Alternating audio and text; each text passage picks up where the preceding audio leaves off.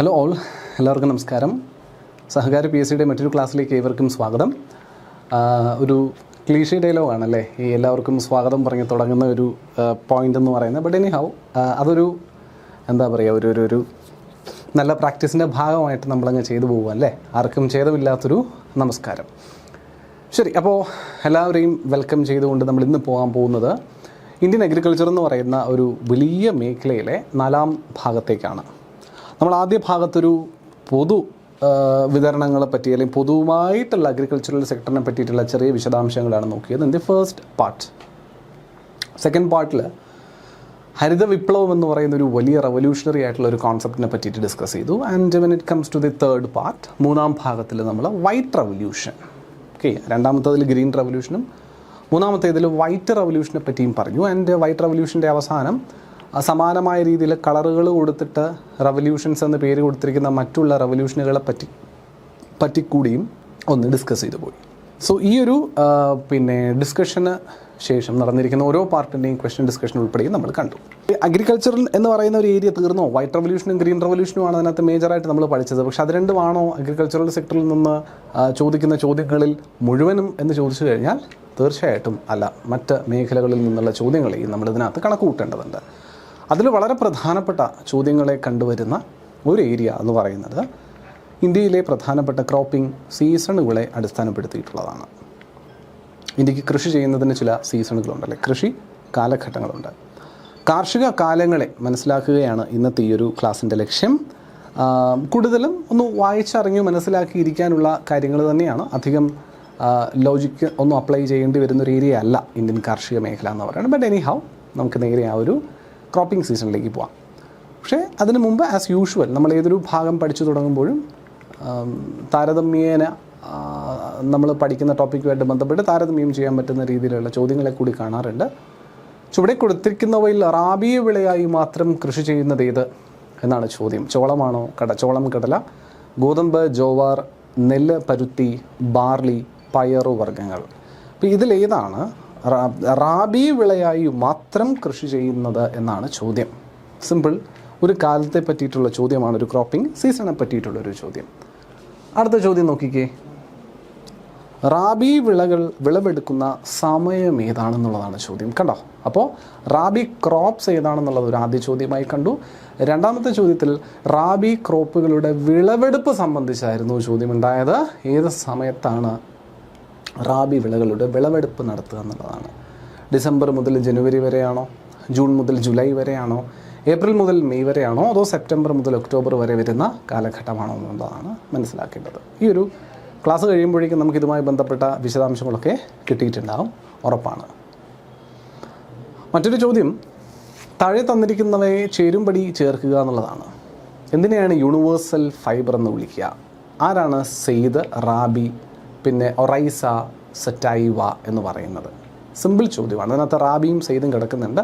നെല്ല്, പരുത്തി, പഴം, ഗോതമ്പ് എന്നിവയിൽ യൂണിവേഴ്സൽ ഫൈബർ എന്ന് വിളിക്കുന്നത് ആരെ?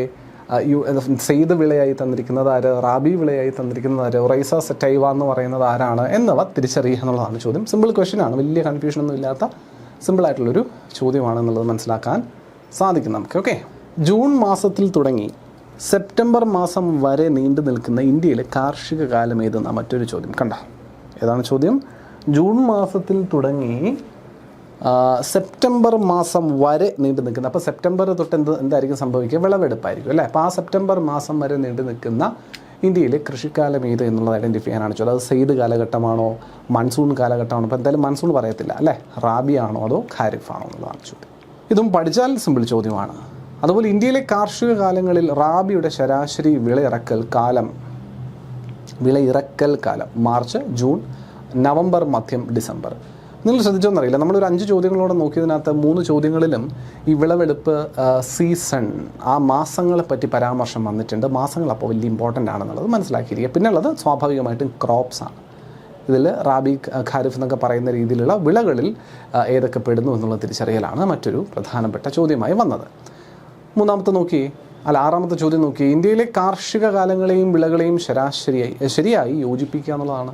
എഗെയിൻ കാർഷിക കാലവും കാർഷിക വിളയും സംബന്ധിച്ചിട്ടുള്ളൊരു ടേബിൾ മാച്ച് ദ ഫോളോയിങ് ക്വസ്റ്റ്യനും വന്നിട്ടുണ്ട്. അപ്പോൾ അവിടെയും ഏതൊക്കെ എന്ത് വിളകളാണെന്നുള്ളത് അറിഞ്ഞിട്ടുണ്ടാവണം. പച്ചക്കറിയും തണ്ണിമത്തനും ഒക്കെ എന്ത് വിളയാണ്, ഗോതമ്പും ബാർലിയും എന്ത് വിളയാണ്, സെയ്ത് നെല്ലും ചോളവും ഒക്കെ എന്ത് വിളയാണ് എന്നതാണ് ചോദിക്കേണ്ടത് എന്നാണ് മനസ്സിലാക്കേണ്ടത് കേട്ടോ. സെയ്ത്, റാബി, ഖാരിഫ് എന്ന രീതിയിൽ തന്നിട്ടുണ്ട്. അപ്പോൾ അതിലേതൊക്കെയാണെന്ന് കണക്ട് ചെയ്യുക, ഉത്തരവ് എഴുതുക. പഠിച്ചു കഴിഞ്ഞാൽ സിമ്പിളായിട്ട് ഉത്തരം എഴുതാൻ പറ്റുന്ന ചോദ്യങ്ങളാണ്. നിങ്ങൾ ചോദ്യങ്ങൾ കണ്ടോ, ഇതിനകത്തൊന്നും അതിൽ വലിയ കോംപ്ലിക്കേഷൻസോട് കൂടിയിട്ടുള്ള ചോദ്യങ്ങൾ ഒന്നും വരാറില്ല. മറ്റൊരു ചോദ്യം നോക്ക്, സ്റ്റേറ്റ്മെൻറ്റ്സ് തന്നിട്ടുണ്ട്. ഖാരിഫ് പീരീഡ് സ്റ്റാർട്ട്സ് ഫ്രം നവംബറിലാണ് ഖാരിഫ് കാലഘട്ടം തുടങ്ങുന്നത്. 2, റാബി പീരീഡ് സ്റ്റാർട്ട്സ് ഫ്രം ജൂലൈയിലാണ് റാബി തുടങ്ങുന്നത്. Zaid period starts from June. Bajra and ragi and jowar are millets. ബജ്രയും റാഗിയും ജോവറും ഒക്കെ മില്ലറ്റുകളാണ് എന്നാണ് പറയുന്നത്. ശരിയാണ്, നമുക്കറിയുകയും ചെയ്യാം. അപ്പോൾ ഇവിടെയും ഓരോ പീരീഡും അതിൻ്റെ കാലഘട്ടം, അത് വരുന്ന മാസം ഏതാണെന്നുള്ളതുമാണ് ചോദ്യം വന്നിരിക്കുന്നത് അല്ലേ. എവിടെ തുടങ്ങുന്നു, എവിടെ അവസാനിക്കുന്നു എന്നുള്ളതാണ്. ഓരോ കാർഷിക കാലവും ഏതു മാസം തുടങ്ങുന്നു, ഏതു മാസം അവസാനിക്കുന്നു, വീണ്ടും റെപ്പിറ്റേറ്റീവായിട്ട് കണ്ട മറ്റൊരു ചോദ്യമെന്ന് പറയുന്നത് കണ്ടോ. See, these are the types of questions arising from cropping seasons in India. ഇന്ത്യയുടെ ക്രോപ്പിംഗ് സീസൺസുമായി ബന്ധപ്പെട്ട് നമുക്ക് കാണാൻ സാധിക്കുന്നത് ഇത്തരത്തിലുള്ള ചോദ്യങ്ങളായിരിക്കും. അപ്പോൾ നമുക്കപ്പോൾ എന്തൊക്കെയാണ് ഈ ക്രോപ്പിംഗ് സീസൺ എന്നുള്ളത് പ്രാഥമികമായും ഈ ചോദ്യങ്ങളിൽ നിന്ന് തന്നെ വ്യക്തമായി മനസ്സിലായിട്ടുണ്ടാവും. ഖാരിഫ്, റാബി, സെയ്ദ് എന്നീ പറയുന്ന 3 പ്രധാനപ്പെട്ട കാർഷിക സീസണുകളെയാണ് നമ്മൾ ഇന്ത്യയിൽ സൂചിപ്പിക്കുക അല്ലേ. അപ്പോൾ അവയെ ചുറ്റിപ്പറ്റിയിട്ടായിരുന്നു ഇതുവരെ കണ്ട ചോദ്യങ്ങൾ എല്ലാം തന്നെ. 2 തരത്തിൽ മാത്രമേ ചോദ്യം കണ്ടുള്ളൂ. എന്തൊക്കെയാണ്? 1, അത് കൃഷി ചെയ്യുന്ന കാലം. 2, ആ കൃഷി കാലഘട്ടങ്ങളിൽ ഉൾപ്പെടുന്ന വിളകളെ സംബന്ധിച്ചിട്ട്. നേരെ നമുക്ക് കണ്ടന്റിലേക്ക് കടക്കാം. India grows various crops including food grains, fibre crops, vegetables, fruits, spices and condiments. അതുമായി ബന്ധപ്പെട്ട് വരുന്ന ഐറ്റംസും ഒക്കെ. With 3 distinct cropping seasons, Rabi, Kharif and Zaid. That's the important thing. ഏതാണ്? Rabi, Kharif and Zaid. Rabi, Kharif and Zaid. The country cultivates a wide variety of crops ranging from grains to fruits and vegetables. നമുക്കറിയാം. From the winter sown Rabi crops, like wheat and barley, to the monsoon dependent kharif crop like paddy and cotton. Each season brings its own agricultural bounty, shaping the livelihoods of millions. അതായത് ഇതിനകത്ത് ചെറിയൊരു തുടക്കം തന്നു വെച്ചിട്ടുണ്ട്. എന്താ? റാബി ക്രോപ്പുകൾ, റാബി കാർഷിക കാലം അല്ലെങ്കിൽ റാബി വിളകൾ കൾട്ടിവേറ്റ് ചെയ്യുന്നത് വിൻ്റർ സോൺ എന്നാ പറയുന്നത്. എന്ന് പറഞ്ഞാൽ വിൻ്ററിലാണ് വിത്ത് വിതയ്ക്കുന്നത്. ആരുടെ? റാബിയുടെ. മനസ്സിലാവുന്നുണ്ടോ? അപ്പോൾ വിൻ്ററിനോടനുബന്ധമായിട്ട് വിത്ത് വിതയ്ക്കുന്ന സീസണാണ് റാബി. അതിൽപ്പെടുന്ന പ്രധാനപ്പെട്ട വിളകളെയും സൂചിപ്പിക്കുന്നുണ്ട്. Like wheat and barley. ഗോതമ്പും ബാർലിയും പോലുള്ളവ, വീറ്റും ബാർലിയും പോലുള്ളവ എന്താണെന്ന് പരാമർശിക്കുന്നു? റാബി ക്രോപ്പാണ്. ബാർലി, റാബി രണ്ടും അങ്ങോട്ടും തിരിച്ചിട്ടാൽ മതി അല്ലേ. അതുപോലെ ഗോതമ്പ് റാബിയാണ്. അതുപോലെ മൺസൂൺ ഡിപ്പെൻഡൻ്റ് ആയിട്ടുള്ളതാണ് ഖാരിഫ് ക്രോപ്പ്. അപ്പോൾ മഴയെ ആശ്രയിച്ച് കൃഷി ചെയ്യുന്നതാണ് പ്രധാനമായിട്ടും ഖാരിഫ് വിളകൾ. നല്ലപോലെ വെള്ളം വേണ്ട കൃഷി വിളകളാണ് അപ്പോൾ ഖാരിഫ് എന്ന് പറയാം. ഉദാഹരണത്തിന് അരി, കോട്ടൺ എന്നിവ അല്ലേ. അരിയുണ്ട്, നെൽകൃഷിയുണ്ട്, അതുപോലെ കോട്ടൺ, പരുത്തി കൃഷിയൊക്കെ ഖാരിഫിൽ പെടുന്നുള്ളതാണ്. നോക്കാം നമുക്ക് 3 പ്രധാനപ്പെട്ട സീസണുകളെയും ഏറ്റവും പെട്ടെന്ന് മനസ്സിലാക്കാൻ തക്കവണ്ണം ഒരു ടേബിളായി ഇൻക്ലൂഡ് ചെയ്തിട്ട് പ്രഥമ ദൃഷ്ടിയാൽ അറിയേണ്ട കുറച്ച് വസ്തുതകളെ മനസ്സിലാക്കിക്കാം എന്ന് കരുതി ഒരു ടേബിളായിട്ട് എടുത്തേക്കുവാണ്. ആദ്യത്തതിൽ റാബി നിങ്ങൾക്ക് സൂചിപ്പിച്ചിരിക്കുന്നത് കാണാം. ടൈം പീരീഡ് സോൺ, അതായത് വിളവിറക്കുന്ന സമയവും ഹാർവെസ്റ്റ്, വിളവ് എടുക്കുന്ന സമയവും രണ്ടും സൂചിപ്പിച്ചിട്ടുണ്ട് ടൈം പീരീഡിനകത്ത്. ശ്രദ്ധിച്ചാൽ അറിയാം. Rabi crops are sown. നമ്മളിപ്പോൾ തൊട്ട് മുന്നേ കണ്ട സ്ലൈഡിനകത്തുനിന്ന് അത് വ്യക്തമാണ്. These are sown, winter zone എന്നല്ല എഴുതിയിരുന്നത്. വിൻ്റർ സോൺ, വിൻ്ററിൽ വിളവെടുക്കുന്നവ, വിത്തിറക്കുന്നവ എന്ന് എഴുതിയിരുന്നത്. നോക്കി, കറക്റ്റാണ്. സോൺ, വിത്തിറക്കുന്ന എപ്പോഴാണ്? ഒക്ടോബർ മുതൽ ഡിസംബർ വരെയുള്ള കാലഘട്ടം. അതിനിടയിലുള്ള സമയം ഏത്? October, November, December. എന്താണ്? October, November, December. ഏത്? റാബിയുടെ വിത്തിറക്കുന്ന കാലം അല്ലെങ്കിൽ റാബി കൃഷി തുടങ്ങുന്നത് ഒക്ടോബർ, നവംബർ, ഡിസംബർ മാസത്തിലായിരിക്കും. എപ്പോഴാണ് കൃഷി എടുക്കുക? ഡിസംബർ കഴിഞ്ഞ് നിങ്ങൾ നോക്കുക. ഒരു 5 മാസം കാലയളവ് നോക്കുക, അല്ലെങ്കിൽ ഒരു 6-7 മാസം കാലയളവ് നോക്കുക. April, May, June. വിളവെടുക്കുന്ന എപ്പോഴാണ് മക്കളെ? ഏപ്രിൽ മുതൽ ജൂൺ വരെയുള്ള കാലഘട്ടം. അപ്പോൾ ഏപ്രിൽ, മെയ്, ജൂൺ ഈ കാലഘട്ടത്തിലാണ് എന്ത് ചെയ്യുക? വിളവെടുക്കുക. അപ്പോൾ വിത്തിറക്കുന്നത് ഒക്ടോബർ നവംബർ ഡിസംബറിലും വിത്തിറക്കുകയും ഏപ്രിൽ മെയ് ജൂൺ മാസങ്ങളിൽ അതിൻ്റെ വിളവെടുപ്പ് നടത്തുകയും ചെയ്യുന്നതാണ് ഈ ഒരു റാബി ക്രോപ്സിൻ്റെ കാര്യത്തിൽ പറയാനായിട്ട് സാധിക്കുന്നൊരു കാര്യമെന്ന് പറയുന്നത്. ക്ലിയർ ആവുന്നുണ്ടോ? ഇതാണ് റാബി ക്രോപ്സുമായിട്ട് ബന്ധപ്പെട്ട് മനസ്സിലാക്കാൻ പറ്റുന്നൊരു അവസ്ഥ. അപ്പോൾ നമുക്ക് സീസൺ അതിൻ്റെ ടൈം പീരീഡ് വളരെ വ്യക്തമായിട്ട് മനസ്സിലായിട്ടുണ്ട്. It is very evident from this. ഇനി ഈ ഒരു കാലഘട്ടത്തിൽ കൃഷി ചെയ്യുന്ന ക്രോപ്സ് ഏതൊക്കെയാണ്? നേരത്തെ സൂചിപ്പിച്ചതിനകത്ത് 2 എണ്ണം ഉണ്ടായിരുന്നു, വീറ്റും ബാർലി. അതുപോലെ പീസ്, പയറുവർഗ്ഗങ്ങൾ, ഗ്രാം, മസ്റ്റാർഡ്, കടുക്, ഇവയെല്ലാം ഇതിൽ പെടുന്നതാണ് റാബി ക്രോപ്സ്. അപ്പോൾ wheat, barley, P, gram, mustard etcetera ഇങ്ങനെ വരുന്നവന്മാരൊക്കെ എവിടെ വരുന്നു? റാബി ക്രോപ്സിൽ പെടുന്നു എന്നറിയാം. റാബി കൃഷി പ്രധാനമായി ചെയ്യുന്ന സംസ്ഥാനം പൊതുവേ ചോദിക്കില്ല. അപ്പോൾ നിങ്ങൾ അവസാനത്തെ കോളം പഠിച്ചില്ലെങ്കിൽ ഒരു കുഴപ്പവും വരാനില്ല. കാരണം സംസ്ഥാനം ബേസ് ചെയ്ത് ചോദിക്കാറില്ല പൊതുവേ. എന്നാലും ജസ്റ്റ് ഒന്ന് കാരണം പറഞ്ഞു പോയാൽ കുറേയൊക്കെ അങ്ങോട്ടും ഇങ്ങോട്ടും ഓവർലാപ്പൊക്കെ പറയാൻ പറ്റും. നോക്കാം. പഞ്ചാബ്, ഹരിയാന, ഹിമാചൽ പ്രദേശ്, ജമ്മു ആൻഡ് കശ്മീർ, ഉത്തരാഖണ്ഡ്, ഉത്തർപ്രദേശ് പോലുള്ള തണുപ്പുള്ള പ്രദേശങ്ങളൊക്കെ തന്നെയും ഈ തണുപ്പുള്ള കൃഷി ചെയ്യുന്നതിന് കൂടുതൽ ഇമ്പോർട്ടൻസ് കൊടുക്കുന്നുണ്ട്. റാബി കൃഷി ചെയ്യുന്നുണ്ട്. അതിൽ തന്നെ ഗോതമ്പ് ഏറ്റവും കൂടുതൽ ഉപയോഗിക്കേണ്ടി വരുന്ന സ്ഥലങ്ങളാണല്ലോ പഞ്ചാബൊക്കെ. അപ്പോൾ പഞ്ചാബ്, ഹരിയാന, ഹിമാചൽ പ്രദേശ്, ജമ്മു കശ്മീർ, ഉത്തരാഖണ്ഡ്, ഉത്തർപ്രദേശ് പോലുള്ള സംസ്ഥാനങ്ങളാണ് റാബി കൃഷിയിൽ മുന്നിൽ നിൽക്കുന്ന സംസ്ഥാനങ്ങളെന്ന് പറയാം. അപ്പോൾ റാബി ക്ലിയർ ആണ്. അപ്പോൾ റാബി എന്താണ്? റാബി കൃഷി വിൻ്റർ ക്രോപ്പാണ്. എന്ന് പറഞ്ഞാൽ വിൻ്ററിൽ സോ ചെയ്ത് ഏകദേശം സമ്മർ ആവുന്ന സമയത്ത് നമ്മൾ ഹാർവസ്റ്റ് ചെയ്യും. അപ്പോൾ ഹാർവസ്റ്റിംഗ് നടക്കുന്നത് ഒരു സമ്മർ ടു മൺസൂൺ കാലയളവിലേക്ക് ഹാർവസ്റ്റിംഗ്. ഏപ്രിൽ മെയ് എന്നൊക്കെ പറയുന്ന സമ്മറാണല്ലോ. മാർച്ച്, ഏപ്രിൽ, മെയ് ആണ് സമ്മർ. അപ്പോൾ നമ്മൾ ഈ സമ്മർ ആകുന്ന കാലഘട്ടത്തോട് അനുബന്ധിച്ച് നമ്മൾ എന്ത് ചെയ്യുന്നു? സമ്മർ തീരാറാവുന്ന സമയങ്ങളിലോട്ട് മിഡിൽ സമ്മർ അല്ലെങ്കിൽ എൻഡ് സമ്മറിൻ്റെ സാഹചര്യത്തിൽ നമ്മൾ വിളവെടുപ്പ് നടക്കുന്ന ക്രോപ്പുകളാണ് റാബി ക്രോപ്സ് എന്ന് പറയുന്നത്. ഗോതമ്പും ബാർലിയും പീസും മസ്റ്റാർഡും ഗ്രാമും എക്സെട്ര. രണ്ടാമത്തെ ആൾ ഖാരിഫാണ്. ഖാരിഫ് നമ്മൾ നേരത്തെ സൂചിപ്പിച്ച പോലെ ഇത് മൺസൂൺ ഡിപ്പെൻഡൻ്റ് ആയിട്ടുള്ള കൃഷി രീതിയാണ് ഖാരിഫ് കൃഷി എന്ന് പറയുന്ന മാസം, അല്ലെങ്കിൽ ആ ഒരു കൃഷി മാസം എന്ന് പറയുന്നത്, കൃഷി കാലഘട്ടം എന്ന് പറയുന്നത്. അതുകൊണ്ട് തന്നെ ഇവൻ വിത്തിറക്കുന്നത് എപ്പോഴായിരിക്കും? മഴക്കാലവുമായിട്ട് ബന്ധപ്പെട്ടായിരിക്കും. അതുകൊണ്ട് ജൂൺ ജൂലൈ മാസത്തിൽ ആയിരിക്കും എന്ത് സംഭവിക്കുക? വിളവ് വിത്തിറക്കുന്നത്. ഓക്കെ. അപ്പോൾ ജൂൺ ജൂലൈ മാസത്തിൽ എന്ത് ചെയ്യുന്നു? വിത്തിറക്കുന്നു. അതായത് റാബിയുടെ കൃഷി തീർന്നതിന് ശേഷം ഖാരിഫ് കൃഷി തുടങ്ങുന്നു എന്നർത്ഥം. അപ്പോൾ റാബി തീർന്നതിന് ശേഷം ഖാരിഫ്, കാരണം റാബി എപ്പോഴാണ് തീരുക? ഏപ്രിൽ മെയ് ജൂൺ മാസത്തിൽ തീരുമെന്ന് പറഞ്ഞു. അതായത് ജൂണിൽ എന്ത് ചെയ്യുന്നു? ഖാരിഫ് കൃഷി തുടങ്ങുകയാണ്. ജൂൺ ജൂലൈ മാസത്തിൽ ഖാരിഫ് തുടങ്ങുന്നു. കാരണം നല്ലപോലെ മഴ വേണ്ട സാഹചര്യമാണ്. കാരണം കൃഷി ചെയ്യുന്ന അരിയൊക്കെയാണ്. അരിക്കൊക്കെ നല്ലപോലെ വെള്ളം വേണം എന്നുള്ളതുകൊണ്ട് ആ ഒരു സാഹചര്യം കൃഷിക്കായിട്ട് ചൂസ് ചെയ്യുന്നു. അവിടെ തുടങ്ങി ഒരു ജൂൺ ജൂലൈയിൽ തുടങ്ങിയാൽ ഏകദേശം നമ്മുടെ റാബി തുടങ്ങാനുള്ള കാലഘട്ടമാകുമ്പോൾ ഒരു ഒക്ടോബറൊക്കെ ആവുന്ന സമയത്ത്, അല്ലെങ്കിൽ സെപ്റ്റംബർ ഒക്ടോബർ ആ ഒരു നമ്മുടെ ഇത് പറയത്തില്ല. ഇപ്പോൾ കേരളത്തിൽ അത് ഒരു കാര്യമായിട്ട് കണക്ട് ചെയ്ത് പറയാം. കേരളത്തിൽ നമ്മൾ ആഘോഷിക്കുന്ന കേരളത്തിൻ്റെ തനത് എന്താ പറയുക ആഘോഷമായിട്ട് നമ്മൾ കണക്കാക്കുന്ന ഒരു കാര്യമുണ്ട്. മലയാളികളുടെ ആഘോഷം ഓണം. എല്ലാവർക്കും അറിയാം. ഓണം പലരും Onam is not a cultural, എന്താ പറയുക കൾച്ചറൽ അല്ല. ഓണം ഒരു റിലീജിയസ് ഈവൻ്റ് ഒന്നും അല്ല. ഒരു പർട്ടിക്കുലർ റിലീജിയൻ്റെയും ഭാഗമായിട്ട് കൾട്ടിവേറ്റ് ചെയ്യുന്ന ഒന്നുമല്ല ഓണം. ഓണത്തിനകത്ത് നോൺ വെജ് ഇല്ല, വെജേ ഉള്ളൂ എന്ന് കരുതിയിട്ട് അത് ഏതെങ്കിലും ഒരു വിഭാഗക്കാരുടെ ആഘോഷമാണ് എന്നൊരിക്കലും കരുതരുത്. ഓണം മലയാളികളുടെ ആഘോഷമാണ്. കാരണം മലയാളികൾ ഏറ്റവും കൂടുതൽ കൾട്ടിവേറ്റ് ചെയ്യുന്നതും ഏറ്റവും കൂടുതൽ കഴിക്കുന്ന ആഹാരം അരിയാഹാരമാണ്. എല്ലാവർക്കും അറിയാം. ഗോതമ്പല്ല, ചോറാണ് നമ്മൾ ഉണ്ണുക. ശരിയല്ല? അപ്പം നമുക്ക് അരിയാണ് മെയിൻ. അപ്പോൾ ഈ അരി പണ്ടത്തെ കാലഘട്ടങ്ങളിൽ ഒരുപാട് പാടങ്ങളിൽ കൃഷി ചെയ്തിരുന്നൊരു സാഹചര്യമുണ്ട്. അപ്പോൾ കൃഷി ചെയ്തിരുന്ന അരിയുടെ വിളവെടുപ്പ് സമയം എന്ന് പറയുന്നത് ഏകദേശം ഈ സെപ്റ്റംബർ ഒക്ടോബർ മാസമാണ്. അപ്പോൾ ഈ വിളവെടുപ്പ് ഉത്സവമാണ് ശരിക്കും പറഞ്ഞാൽ ഈ ഓണമായിട്ട് പരിണമിച്ചിരിക്കുന്നത്. വിളവെടുക്കുമ്പോൾ നമുക്ക് സന്തോഷമല്ലേ? നമ്മൾ 4-5 മാസം മുമ്പ് ഇൻവെസ്റ്റ് ചെയ്ത ഈ മണ്ണിലേക്ക് ഇറക്കിയ വിത്തെല്ലാം പൊടിച്ചു പാകമായി അത് വിളവെടുപ്പ് തന്നു എന്ന് പറയുമ്പോൾ നമുക്ക് അതിനകത്തുനിന്ന് വെൽത്ത് ജനറേറ്റ് ചെയ്യാൻ പറ്റുകയാണ്. നമ്മളതൊരു ഉത്സവമായി ആഘോഷിക്കുന്നതാണ് ഓണമെന്ന് പറയുന്നത്. നിർവൃതിയുടെയും നിറവിൻ്റെയും ഉത്സവമാണ് ഓണമെന്ന് പറയുന്നതെന്ന് പറഞ്ഞു. അതൊരു കൊയ്ത്തുത്സവമാണ് ഓണമെന്ന് പറയുന്നത്. അത് മലയാളികൾ, കൃഷി ചെയ്തിരുന്ന മലയാളികൾ അങ്ങോളം ഇങ്ങോളം എല്ലാ പേരും ആഘോഷിച്ചിരുന്നൊരു ഈവൻ്റാണ് എന്നുള്ളതാണ്.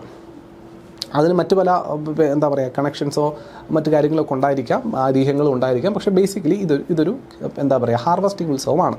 അപ്പോൾ ആലോചിച്ച് നോക്കിയാൽ മതി. അപ്പോൾ നമ്മൾ കൃഷി ചെയ്യുന്നത് അരിയാണ്. അരി എന്നത് ഖാരിഫ് വിളയാണ്. റൈസ് എന്ന് പറയുന്നത് എന്ത് വിളയാണ് മക്കളെ? അത് ഖാരിഫ് വിളയാണ്. അപ്പോൾ ഖാരിഫ് വിളയുടെ വിളവെടുപ്പ് സമയമായിരിക്കും. അപ്പോൾ ഏത് മാസം? സെപ്റ്റംബർ മാസം. ഓണം വരുന്ന സെപ്റ്റംബർ. ഇപ്പോൾ നമുക്ക് ഓഗസ്റ്റ്, സെപ്റ്റംബർ എന്ന മാസങ്ങളിലാണ് ഓണം മാറി വരിക. അപ്പോൾ സെപ്റ്റംബർ മുതൽ ആരുടെ വിളവെടുപ്പ് കാലമായിട്ട് പറയാം? ഖാരിഫ് വിളവെടുപ്പ് കാലമായിട്ട് പറയാം. പിടികിട്ടുന്നുണ്ട്? അപ്പോൾ സെപ്റ്റംബർ ഒക്ടോബർ മാസമാണ് ഇതിൻ്റെ വിളവെടുപ്പ്. അപ്പോൾ വിളവിറക്കുന്നത് മഴ ഇൻറ്റൻസീവായി നിൽക്കുന്ന ജൂൺ ജൂലൈ മാസങ്ങളിലും വിളവെടുക്കുന്നത് ഈ ഓണത്തിൻ്റെ സാഹചര്യത്തിലുമാണെന്ന് പഠിച്ചിരിക്കും. പഠിക്കുക. അരിയാണല്ലോ, ഖാരിഫാണല്ലോ, അപ്പോൾ ഓണവുമായിട്ട് കണക്ട് ചെയ്ത് പഠിക്കാം. കുറച്ചുകൂടി നിങ്ങൾക്ക് ഓർമ്മയുണ്ടാവാൻ സാധ്യതയുണ്ട്. അതുകൊണ്ടാണ് ഞാൻ ഓണം കൂടി കണക്ട് ചെയ്ത് പറഞ്ഞത് കേട്ടോ. അല്ലാണ്ട് ഡയറക്റ്റ് കോറിലേഷൻ പറയണ്ട, എന്നാലും ഓണം കൂടി കണക്ട് ചെയ്ത് നമുക്കിങ്ങനെ കണക്കാക്കാൻ സാധിക്കും എന്ന് കൂടി മനസ്സിലാക്കിയിരിക്കുക. ക്ലിയർ അല്ലേ? സെറ്റ്. അപ്പോൾ ഖാരിഫ് സീസൺ എന്ന് പറയുന്നത് ജൂൺ ജൂലൈയിൽ വിത്തിറക്കുന്നു, സെപ്റ്റംബർ ഒക്ടോബർ മാസത്തിൽ ഹാർവസ്റ്റ് ചെയ്യുന്നു, കൊയ്തെടുക്കുന്നു. റൈസ്, മെയ്സ്, ചോളം, ജോവർ, ബജ്റ, തുറ്, മൂങ് എന്നൊക്കെ പറഞ്ഞ് ഈ പരിപ്പും മറ്റുമൊക്കെയാണ് കേട്ടോ. പിന്നെ ഉറാഡ്, കോട്ടൺ, ജൂട്ട്, പരുത്തി, ഗ്രൗണ്ട്നട്ട്, സോയാബീൻ എന്നിവയെല്ലാം ഏതിൻ്റെ ഗണത്തിൽപ്പെടും? ഖാരിഫ് എന്ന് പറയുന്ന ക്രോപ്സിൻ്റെ ഗണത്തിൽപ്പെടും. ക്രോപ്സ് പഠിക്കുന്നത് ഇമ്പോർട്ടൻ്റ് ആണ്. നമ്മൾ കണ്ടതാണ്, ക്രോപ്സ് ബേസ് ചെയ്ത് ചോദ്യം കണ്ടിട്ടുണ്ട്, വന്നിട്ടുണ്ട്. അതുകൊണ്ട് ക്രോപ്സ് നമ്മൾ പഠിക്കണം, ഇമ്പോർട്ടൻ്റ് ആണ് കേട്ടോ. റൈറ്റ്.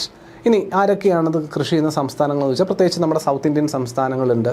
ഫോർ എക്സാമ്പിൾ നമ്മുടെ കേരളം, മഹാരാഷ്ട്ര, തമിഴ്നാട്, തെലങ്കാന, ആന്ധ്രാപ്രദേശ്, ഒഡീഷ, പിന്നെ പശ്ചിമ ബംഗാൾ, പിന്നെ അസം പോലുള്ള സംസ്ഥാനങ്ങൾ കൾട്ടിവേറ്റ് എന്ന് കരുതി ഇവന്മാർ മാത്രമേ കൾട്ടിവേറ്റ് ചെയ്യുന്നുള്ളൂ, ഒരിക്കലും അല്ല. പഞ്ചാബും ഉത്തർപ്രദേശും ഒക്കെ കൾട്ടിവേറ്റൊക്കെ ചെയ്യുന്നുണ്ട്. എന്നാലും മേജർലി മറ്റവന്മാർ നമ്മൾ മുകളിൽ പറഞ്ഞുണ്ട്, പഞ്ചാബിനെയും യു പിയും റാബി സീസണിൻ്റെ ഗണത്തിൽ പെടുത്തിയതുകൊണ്ട് ഞാൻ അവരെ ഇവിടെ ഇൻക്ലൂഡ് ചെയ്തില്ല എന്ന് മാത്രമേ ഉള്ളൂ. അവരുൾപ്പെടെ ചെയ്യുന്നൊക്കെ ഉണ്ട്, ഇല്ലായകയൊന്നും ഇല്ല. എന്നാലും പ്രധാന സംസ്ഥാനങ്ങൾ നമുക്ക് നോക്കി വയ്ക്കാം.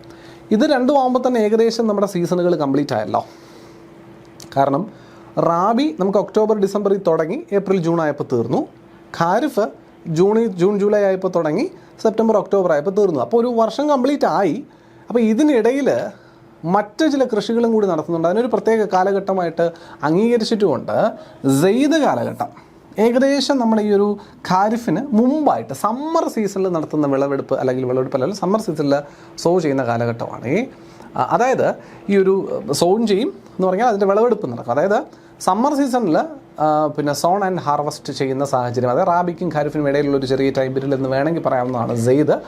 നമ്മുടെ ഫ്രൂട്ട്സ് ആൻഡ് വെജിറ്റബിൾസ് കൃഷി ചെയ്യുന്ന കാലഘട്ടത്തിലെയാണ് നമ്മൾ എന്തായിട്ട് കണക്കൂട്ടുക? സെയ്ദ് എന്ന രീതിയിൽ കണക്കൂട്ടുക.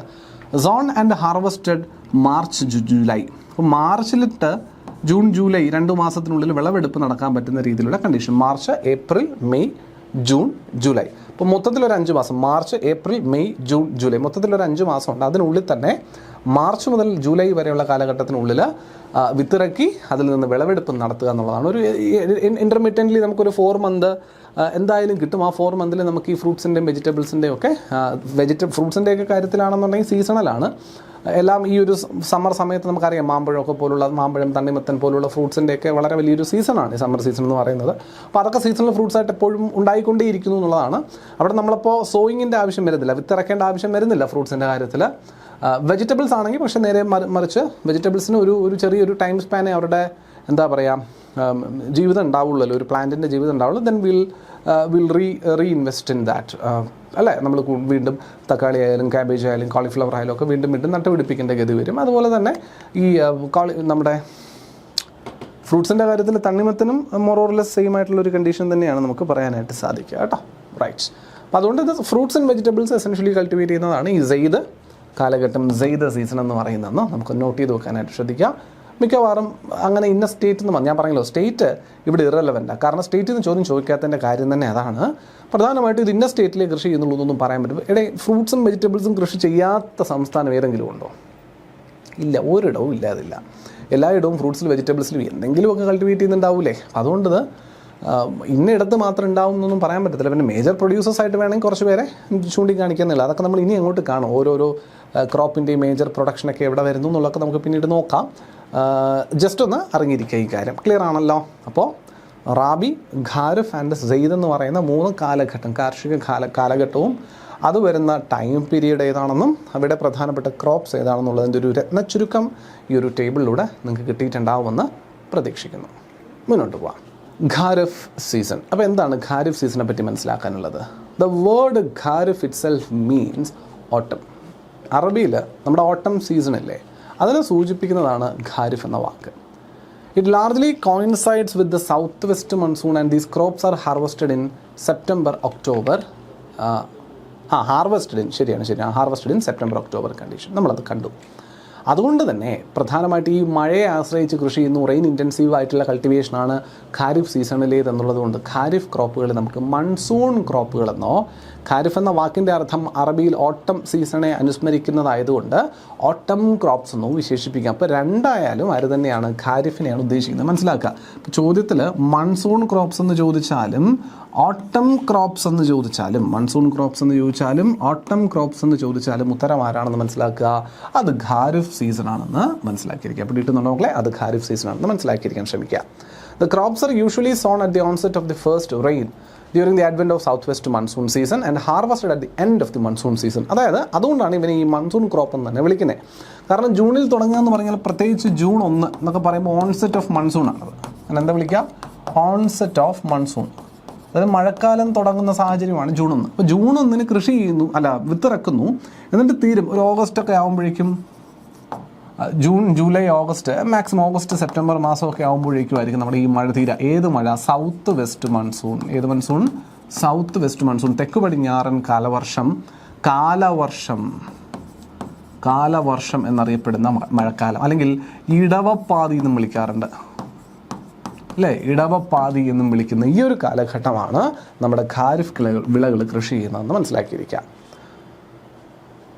The crop requires substantial rainfall, typically ranging between 100 to 150 centimeters, making them suitable for region with a heavy monsoon. ആണ് കേരളത്തിലൊക്കെ കാര്യമായിട്ട് കൃഷി ചെയ്യാൻ പറ്റുന്നു പറയും. കൂടുതലും മഴ നല്ലപോലെ കിട്ടുന്നിടങ്ങളിലാണ് 100 മുതൽ 150 സെൻറ്റിമീറ്റർ വരെയുള്ള വെള്ളത്തിൻ്റെ റിക്വയർമെൻ്റ് ഉണ്ട് എന്നുള്ളതാണ്. Kharif crops thrive in warm and humid conditions which are prevalent during the monsoon season. മാത്രമല്ല ഖാരിഫ് കൃഷിയിൽ ഉപയോഗിക്കുന്ന വിളകൾ കൂടുതലും ഈ ഹ്യൂമിഡ് ആയിട്ടുള്ള അന്തരീക്ഷത്തിൽ ബാഷ്പീകരണവും അന്തരീക്ഷത്തിലെ ജലാംശവും കൂടുതലുള്ള സാഹചര്യങ്ങളിൽ ഉപയോഗിക്കുവാനാണ് കൂടുതൽ അനുയോജ്യം, അഭികാമ്യം. അതുകൊണ്ട് തന്നെ അത്തരത്തിലുള്ള സാഹചര്യങ്ങളിൽ മഴ കൂടുതലുള്ള അല്ലെങ്കിൽ പ്രസിപ്പിറ്റേഷനൊക്കെ കൂടുതലുള്ള ഈ മൺസൂൺ കാലഘട്ടങ്ങൾ അതുകൊണ്ട് തന്നെ ഇത്തരം വിളകൾക്ക് അനുയോജ്യമായി പറയുന്നു എന്നുള്ളതാണ്. Soil type, they grow best in loamy or alluvial soil that retains moisture well. നല്ലപോലെ വെള്ളം നിലനിർത്താൻ സാധിക്കുന്ന തരത്തിലുള്ള അലൂവിയൽ സോയിലൊക്കെ തന്നെ. അപ്പം മൊത്തത്തിൽ ഏത് കൃഷിക്കായാലും അലൂവിയൽ തന്നെയാണ് മെച്ചം. നല്ലപോലെ വെള്ളം കൂടി റീറ്റെയിൻ ചെയ്യാൻ പറ്റും, വെള്ളം നിലനിർത്താൻ മണ്ണിന് സാധിച്ചാൽ അത്രയും നല്ലത്. കാരണം അത്രയും കൂടി നമുക്ക് വെള്ളത്തിൻ്റെ ലഭ്യത ആർക്ക് ഉറപ്പാവും, ക്രോപ്സിൻ്റെ കാര്യത്തിൽ ഉറപ്പാവും. Kharif crops are monsoon crops sown with the rain and harvested at the season's end, thriving in warm humid conditions. Examples ആരൊക്കെയാണ് നമുക്ക് സിറിയൽസിൽ വരുന്ന ഖാരിഫ് ക്രോപ്പിൻ്റെ എക്സാമ്പിൾസ് നോക്കിയാൽ റൈസ് പറയാം, ധാന്യങ്ങളിൽ വരുന്നതാണ് കേട്ടോ. റൈസ് പറയാം, മൈസ് ചോളം പറയാം, ജോവർ പറയാം, അതുപോലെ ബാജ്ര പറയാം. ഇനി പൾസസിൻ്റെ കാര്യത്തിൽ നോക്കിയാലോ നമ്മുടെ പയർ, ഗ്രീൻ ഗ്രാം, അതുപോലെ ബ്ലാക്ക് ഗ്രാം, പിജിയൻ പി, എല്ലാം പയറുവർഗ്ഗങ്ങളിൽ പെടുന്നവയെല്ലാം നമ്മുടെ ഖാരിഫ് ക്രോപ്പിനകത്ത് പെടുന്നു എന്നുള്ളതാണ്. ഓയിൽ സീഡ്സ് ആയിട്ട് നമുക്ക് സോയാബീനും ഗ്രൗണ്ട് നട്ടും പറയാം ഖാരിഫ് വിളകളായിട്ട് ഉള്ള ആൾക്കാരിൽ. ഫൈബറിൻ്റെ കാര്യത്തിലാണെങ്കിൽ കോട്ടൺ കൃഷി ചെയ്യുന്നു നമ്മൾ പറഞ്ഞു. ഫ്രൂട്ട്സിൻ്റെ കാര്യത്തിൽ ബനാന, മാംഗോ, വാട്ടർമെലൺ. ഇത് ഫ്രൂട്ട്സിൻ്റെ കാര്യം എടുത്ത് ചോദിച്ചാലേ ഉള്ളൂ, അല്ലാണ്ട് ജനറലി നമ്മൾ ഇതിനകത്ത് പെടുത്തേണ്ടത്. വെജിറ്റബിൾസ് നോക്കുകയാണെങ്കിൽ നമ്മുടെ ലേഡീസ് ഫിംഗർ, വെണ്ടക്ക, അതുപോലെ ബ്രിഞ്ചാൾ, കത്തിരിക്ക പോലുള്ളവ കൾട്ടിവേറ്റ് ചെയ്യപ്പെടുന്നതാണ്. സ്റ്റേറ്റ്സ്, റൈസ് ഗ്രോയിങ് ആയിട്ടുള്ള പ്രധാനപ്പെട്ട സ്റ്റേറ്റുകളെല്ലാം നമുക്ക് ഖാരിഫിനകത്ത് പെടുത്താൻ പറ്റും. ആസാം, പശ്ചിമ ബംഗാൾ, ഒഡീഷ, ആന്ധ്രാപ്രദേശ്, തെലങ്കാന, തമിഴ്നാടു, കേരള, മഹാരാഷ്ട്ര, ഉത്തർപ്രദേശ്, ബീഹാർ ഒക്കെ ഇവിടെ കൊടുത്തിട്ടുണ്ട്. ഞാൻ പറഞ്ഞല്ലോ സ്റ്റേറ്റ്സിൻ്റെ കാര്യത്തിൽ നിങ്ങൾ വലിയ ഇമ്പോർട്ടൻസ് ഒന്നും കൊടുക്കണ്ട. ഇതിൽ ഈ അസം പൊതുവേ വലിയ പ്രോമിനൻ്റ് ആയിട്ടുള്ള ഒരു റൈസ് കൾട്ടിവേറ്റിംഗ് ഏജൻ്റായിട്ടൊന്നും നമ്മൾ അങ്ങനെ കേട്ടിട്ടില്ല. പക്ഷേ അസം അത്യാവശ്യം നല്ല രീതിയിൽ റൈസ് കൾട്ടിവേറ്റ് ചെയ്യുന്ന ഒരു ഏരിയയാണ്. നോർത്ത് ഈസ്റ്റിലൊക്കെ റൈസ് അത്യാവശ്യം പോപ്പുലറാണ്. അപ്പോൾ അതിൽ ഔസ്, അമ്മൻ and borrow 3 crops of paddy are grown in a year in Assam, West Bengal and Odisha. ആസാമിലും വെസ്റ്റ് ബംഗാളിലും ഒഡീഷയിലുമായിട്ട് കൃഷി ചെയ്യുന്ന 3 പാഡി ക്രോപ്സ് ആണ് ഔസ്, അമൻ ആൻഡ് ബോറോ എന്ന രീതിയിൽ വിശേഷിപ്പിക്കുന്നത് അല്ലെങ്കിൽ അറിയപ്പെടുന്നത് എന്നുള്ളതാണ്. ഇതാണ് ഖാരിഫ് സീസണിൻ്റെ ഒരു രത്നച്ചുരുക്കം. 2, rabi season. Rabi begins with the onset of winter in October, November and ends in March, April. നമ്മൾ പഠിച്ചു അല്ലേ, വിൻ്ററിൽ തുടങ്ങി ഏകദേശം സമ്മർ ആവുന്ന സമയത്ത് തീരുന്ന കണ്ടീഷനാണ് റാബിക്ക് കാണാൻ പറ്റുക. Low temperature facilitates the cultivation of temperate and subtropical crops such as wheat, gram, barley, mustard, rapeseed etcetera. Rapeseed, mustard, കടലയിലും കടുക്, പിന്നെ ഈ ഉഴുന്ന്, അതുപോലെ വീറ്റ് പോലുള്ളവ കൾട്ടിവേറ്റ് ചെയ്യുന്നതിന് ഇവനാണ് നല്ല സീസൺ. ഏത് തണുത്ത അല്ലെങ്കിൽ ടെമ്പറേച്ചർ കുറഞ്ഞ് നിൽക്കുന്ന സാഹചര്യമാണ് അനുയോജ്യം. അതുകൊണ്ടാണ് ഈ റാബി സീസൺ എന്ന് പറയുന്നത് ഈ ഒരു കാലഘട്ടം അതിന് വേണ്ടിയിട്ട് തിരഞ്ഞെടുക്കുന്നത്. ഒക്ടോബർ മുതൽ ഡിസംബർ വരെയുള്ള സമയത്തിന് ഉള്ളിൽ എന്തായാലും അതായത് പർട്ടിക്കുലർ ഐഡിയലി എന്ന് പറഞ്ഞാൽ ഏറ്റവും നല്ലത് ഏറ്റവും അഭികാമ്യം എപ്പോഴാണ് ഈ മഴയൊന്ന് തീർന്ന് കിട്ടിയതിന് ശേഷം തുടങ്ങുന്നതാണെന്നുള്ളതാണ് സോയിങ് പീരീഡ്. ഹാർവസ്റ്റിംഗ് നമുക്കറിയാം ഏപ്രിൽ മുതൽ ജൂൺ വരെ, അതായത് വാംത്ത് തുടങ്ങുന്ന സമയത്ത് ഹാർവസ്റ്റ് ചെയ്യണം എന്നുള്ളതാണ്. കാരണം ഈ ടെമ്പറേച്ചർ കൂടിയ കണ്ടീഷൻ ഇവർക്ക് വിത്ത്സ്റ്റാൻഡ് ചെയ്യാൻ പറ്റത്തില്ല. കാരണം നമ്മൾ പറഞ്ഞതാണ് they require a limited temperature, they require a low temperature. പക്ഷേ സമ്മറേക്ക് വരുന്ന സമയത്ത് ടെമ്പറേച്ചർ കൂടും, അത് അവർക്ക് താങ്ങാൻ പറ്റത്തില്ല എന്നുള്ളതുകൊണ്ടാണ് ആ ഒരു സമയം സമ്മർ തുടങ്ങുന്ന സമയത്ത് ഹാർവസ്റ്റിംഗ് നടത്തുന്നത്. ക്ലൈമറ്റ് റിക്വയർമെൻറ്റ്സ് പൊതുവേ ഒരു നമ്മൾ 100 മുതൽ 150 സെൻറ്റിമീറ്റർ മഴ വേണ്ടതായിരുന്നു നമ്മുടെ ഖാരിഫ് വിളകൾക്കെങ്കിൽ ഇവിടെ താരതമ്യേന 50 സെൻറ്റിമീറ്ററോളം മഴ ഒക്കെ തന്നെ വേണ്ടി വരുള്ളൂ.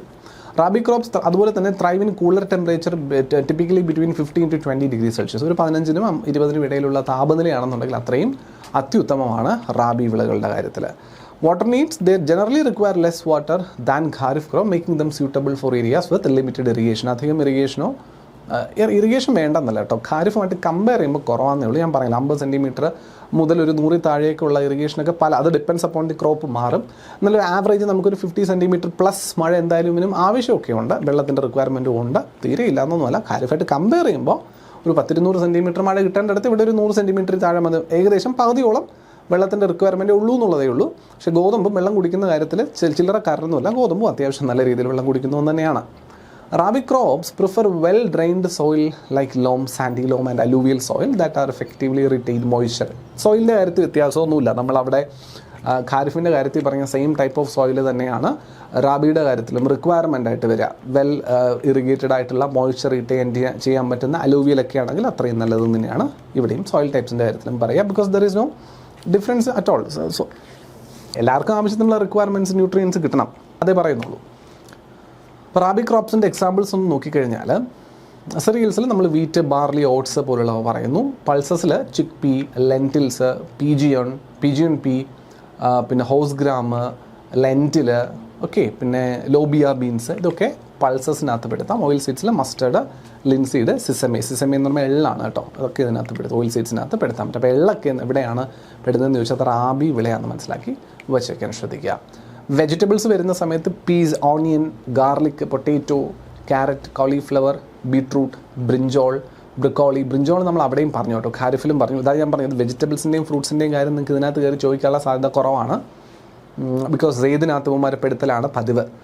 ഓക്കെ, ബ്രിക്കോളി, ക്യാബേജ്, ക്യാപ്സിക്കം, റാഡിഷ്, സ്പിനേച്ച്, അതായത് ചീര, അതുപോലെ സ്വീറ്റ് പൊട്ടാറ്റോ, ടൊമാറ്റോ, ഇതൊക്കെ വെജിറ്റബിൾസിൻ്റെ കാറ്റഗറിയിൽ പറയുന്നുണ്ട് റാബിയുടെ കൂട്ടത്തിൽ കൃഷി ചെയ്യുന്നതായിട്ട്. പക്ഷേ ഇവിടെ ബ്രിഞ്ചോൾ റാബിയിലും ഖാരിഫിലും കണ്ട വെജിറ്റബിളും ആയിരുന്നു എന്ന് മനസ്സിലാക്കിയിരിക്കുക. അപ്പോൾ സീസണലായിട്ട് പറയാതെ തന്നെ കൾട്ടിവേറ്റ്. ഇപ്പം നമ്മൾ വീട്ടിലൊക്കെ ബ്രിഞ്ചോൾ കൾട്ടിവേറ്റ് ചെയ്യും, ചെറിയ വിത്തൊക്കെ വാങ്ങി മുളപ്പിക്കാനൊക്കെ ശ്രമിക്കാറുണ്ട് എപ്പോഴും. അങ്ങനെ ഇങ്ങനെ സീസണലായിട്ടൊന്നും അല്ല അയാൾ മുളയ്ക്കുന്നതും പിന്നെ നമുക്ക് വിള തരുന്നതും ഒക്കെ. നല്ലപോലെ വളമൊക്കെ ചെയ്ത് വെള്ളമൊക്കെ ഒഴിച്ച് കൊടുത്തിട്ടുണ്ടെങ്കിൽ അത്യാവശ്യം ഏത് സീസണിലായാലും ഇയാൾ വിള തരുന്ന കണ്ടീഷനുണ്ട്.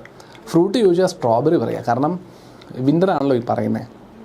സ്ട്രോബെറി, സബോജലി, ആപ്പിൾ, ഓറഞ്ച്, ഇങ്ങനത്തെ ഐറ്റംസ് ഒക്കെ പറയാമെങ്കിലും എസെൻഷ്യലി സ്ട്രോബെറിയാണ് ഇൻക്ലൂഡ് ചെയ്യപ്പെട്ടിരിക്കുന്നത്. പിന്നെ കുങ്കുമം, അതുപോലെ കൊറിയാണ്ടർ, പിന്നെ ഫെനുഗ്രീക്ക് ഒക്കെയാണ് സ്പൈസസിൻ്റെ കൂട്ടത്തിൽ നമുക്ക് ഇവിടെ പെടുത്താൻ പറ്റുക. സീഡ് പ്ലാന്റ്സ് അൽഫാൽഫ വരാം, പിന്നെ ഇസബ്ഗോല് വരാം, അതുപോലെ സൺഫ്ലവർ വരാം. സീഡുള്ള വിത്തിൻ്റെ പ്ലാന്റ്സ് ആയിട്ടുള്ള രീതിയിൽ പേരുകളൊന്ന് പഠിച്ചിരിക്കുക, ജസ്റ്റ് ഒന്ന് ഓർത്തിരിക്കുക നിങ്ങൾ, അത്രയും മതി. ഒന്ന് പഠിച്ചിരിക്കണം കേട്ടോ, ആ പേരുകളൊന്ന് കാണാണ്ട് പഠിച്ചിരിക്കുക, ആരൊക്കെ ആരുടെ കൂട്ടത്തിൽ പെടുന്നു എന്നുള്ളത്. ഓൾറെഡി നമ്മൾ ആ എക്സാമ്പിളിനകത്ത് പറഞ്ഞ ആൾക്കാരുടെ പേര് അറ്റ്ലീസ്റ്റ് നമ്മൾ ഫസ്റ്റ് ആ ഒരു ടേബിൾ കണ്ടില്ലേ, ആദ്യമേ ഞാൻ ടേബിൾ കാണിച്ചെന്നൊന്ന് സമ്മപ്പ് ചെയ്തു. ശരിക്കും അവസാനം സമ്മപ്പ് ചെയ്യേണ്ടതായിരുന്നു, പക്ഷേ ആദ്യമേ ആ ടേബിൾ വന്നു, കുഴപ്പമില്ല. അതെങ്കിലും അറ്റ്ലീസ്റ്റ് ഒന്ന് നോക്കിയിരുന്നാൽ മതി നിങ്ങൾ. ഓക്കെ, സെയ്ദ് വരുന്ന സമയത്ത് it is a short duration summer cropping season beginning after the harvesting of rabi crops mainly from March to June. അല്ലേ, March, April, May, June, July വരെ പോവാം. മാർച്ച് മുതൽ ഒരു ജൂലൈ വരെയുള്ള സാഹചര്യത്തിനുള്ളിൽ കൃഷി ചെയ്യുന്നതാണ് സെയ്ദ് എന്ന് പറയുന്നത്. They are often referred to as the filler crop between rabi and kharif. Rabi വിളവെടുപ്പ് കഴിഞ്ഞിട്ട് പിന്നെ അടുത്ത ഖാരിഫ് ജൂൺ ജൂലൈയിൽ തുടങ്ങുന്നതിന് മുൻപായിട്ട് വരുന്ന ആ ഒരു മാർച്ച് മുതലുള്ളൊരു കാലഘട്ടത്തിൽ വിളയില്ലാണ്ട് കിടക്കുന്ന കൃഷിഭൂമിയെ ഉൽപാദനക്ഷമമാക്കി മാറ്റിയെടുക്കുന്നതിന് വേണ്ടിയിട്ട് ആ ഒരു ക്രോപ്പിങ്ങിൻ്റെ ഇടയിൽ വന്ന ഒരു ഗ്യാപ്പിനെ ഫില്ല് ചെയ്യാൻ വേണ്ടിയിട്ട് ഉപയോഗിച്ച പോലെ സെയ്ദിനെ തോന്നിക്കുന്നു എന്നുള്ളത് കൊണ്ട് തന്നെ സെയ്ദ് വിളയിനെ അല്ലെങ്കിൽ സെയ്ദ് സീസണെ പൊതുവെ ഫില്ലർ ക്രോപ്സ്, സെയ്ദിൽ വരുന്ന വിളകളെ പൊതുവെ ഫില്ലർ ക്രോപ്സ് എന്ന രീതിയിലാണ് വിശേഷിപ്പിക്കുക എന്നുള്ളത് മനസ്സിലാക്കിയിരിക്കുക. They refer to as filler crops. അപ്പോൾ ഏത് സീസണിൽ വരുന്ന ക്രോപ്സിനെയാണ് ഫില്ലർ ക്രോപ്സ് എന്ന് റെഫർ ചെയ്യുന്നതെന്ന് ചോദിച്ചാൽ, ഇതൊക്കെ ചോദ്യമാണ്, റെഫർ ചെയ്യുന്നതെന്ന് ചോദിച്ചാൽ അത് സെയ്ദാണെന്ന് മനസ്സിലാക്കിയിരിക്കാൻ ശ്രമിക്കുക. This crop requires warm dry weather as a major growth period and longer day length for flowering. പുഷ്പിക്കുന്നതിന് വേണ്ടിയിട്ടൊക്കെ കൂടുതൽ ചൂടും അല്ലെങ്കിൽ കൂടുതൽ സൂര്യപ്രകാശമൊക്കെ കിട്ടുന്ന കണ്ടീഷനാണ് കുറച്ചുകൂടി നല്ലത്. ഡ്രൈ ആയിട്ടുള്ള കുറച്ച് വാം ആയിട്ടുള്ള കണ്ടീഷൻ തന്നെ വേണം. അതുകൊണ്ടാണ് നമ്മൾ ഈ സമ്മറിൽ തന്നെ ഇത് ചെയ്യുന്നത് കേട്ടോ. Example of Syed crops include watermelon, musk melon, cucumber, bitter gourd, pumpkin, fodder crops, അതായത് നമ്മുടെ ഈ കന്നുകാലിക്ക് തീറ്റയായിട്ട് കൊടുക്കുന്നതിന് വേണ്ടിയിട്ടുള്ളവ, sugarcane, guar, strawberries, pulses like pigeon pea, lentils etcetera, ഇതൊക്കെ എക്സാമ്പിൾസ് ആയിട്ട് സെയ്ദിൽ പറയുന്നത്. അപ്പോൾ ജനറലി ഫ്രൂട്ട്സ് ആൻഡ് വെജിറ്റബിൾസ് നമ്മൾ ഇതിനകത്ത് ഇൻക്ലൂഡ് ചെയ്യപ്പെടാറുണ്ട്. സെയ്ദിനകത്ത് തന്നെ ഇൻക്ലൂഡ് ചെയ്യുന്നത് കാണാറുണ്ട്.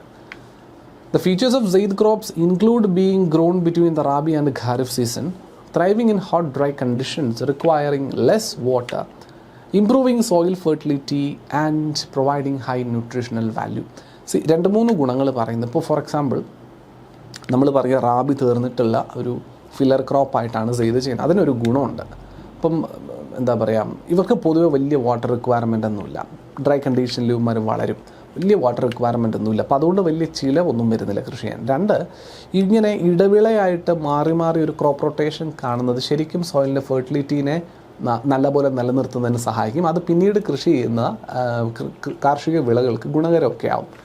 അപ്പോൾ ഇതൊക്കെ ഇതിൻ്റെ ബെനിഫിറ്റ്സ് ആയിട്ട് നമ്മൾ പറയുന്ന കാര്യങ്ങളാണ് കേട്ടോ.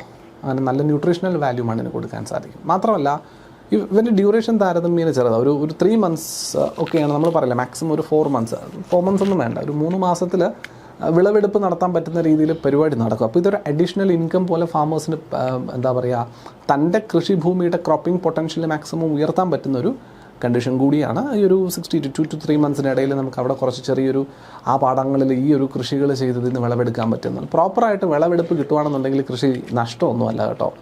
കൃഷി അത്യാവശ്യം ലാഭം തന്നെ. എല്ലാവർക്കും ഇതൊക്കെ കഴിക്കണമല്ലോ, ആൾക്കാർക്ക് ഭക്ഷണം കഴിക്കണം ജീവിക്കാൻ വേണ്ടി. അപ്പോൾ ഈ ഭക്ഷണ സാധനങ്ങൾക്ക് അടിസ്ഥാനപരമായിട്ട് മനുഷ്യന് വേറെ നിങ്ങൾ എന്ത് ബിസിനസ് ചെയ്യുന്നു, എന്തുണ്ടാക്കുന്നു എന്ന് പറഞ്ഞാലും അടിസ്ഥാനപരമായിട്ട് മനുഷ്യന് വേണ്ട സാധനം ആഹാരവും വെള്ളമൊക്കെ തന്നെയാണല്ലോ. ഇത് പ്രോപ്പറായിട്ട് എത്തിക്കാൻ പറ്റണമെന്നുണ്ടെങ്കിൽ കൃഷി ചെയ്തേ പറ്റുള്ളൂ. കൃഷി ഇല്ലാതെ നമുക്ക് ഈ ഭക്ഷണം ആൾക്കാരുടെ തീന്മേശയിലേക്ക് എത്തില്ല.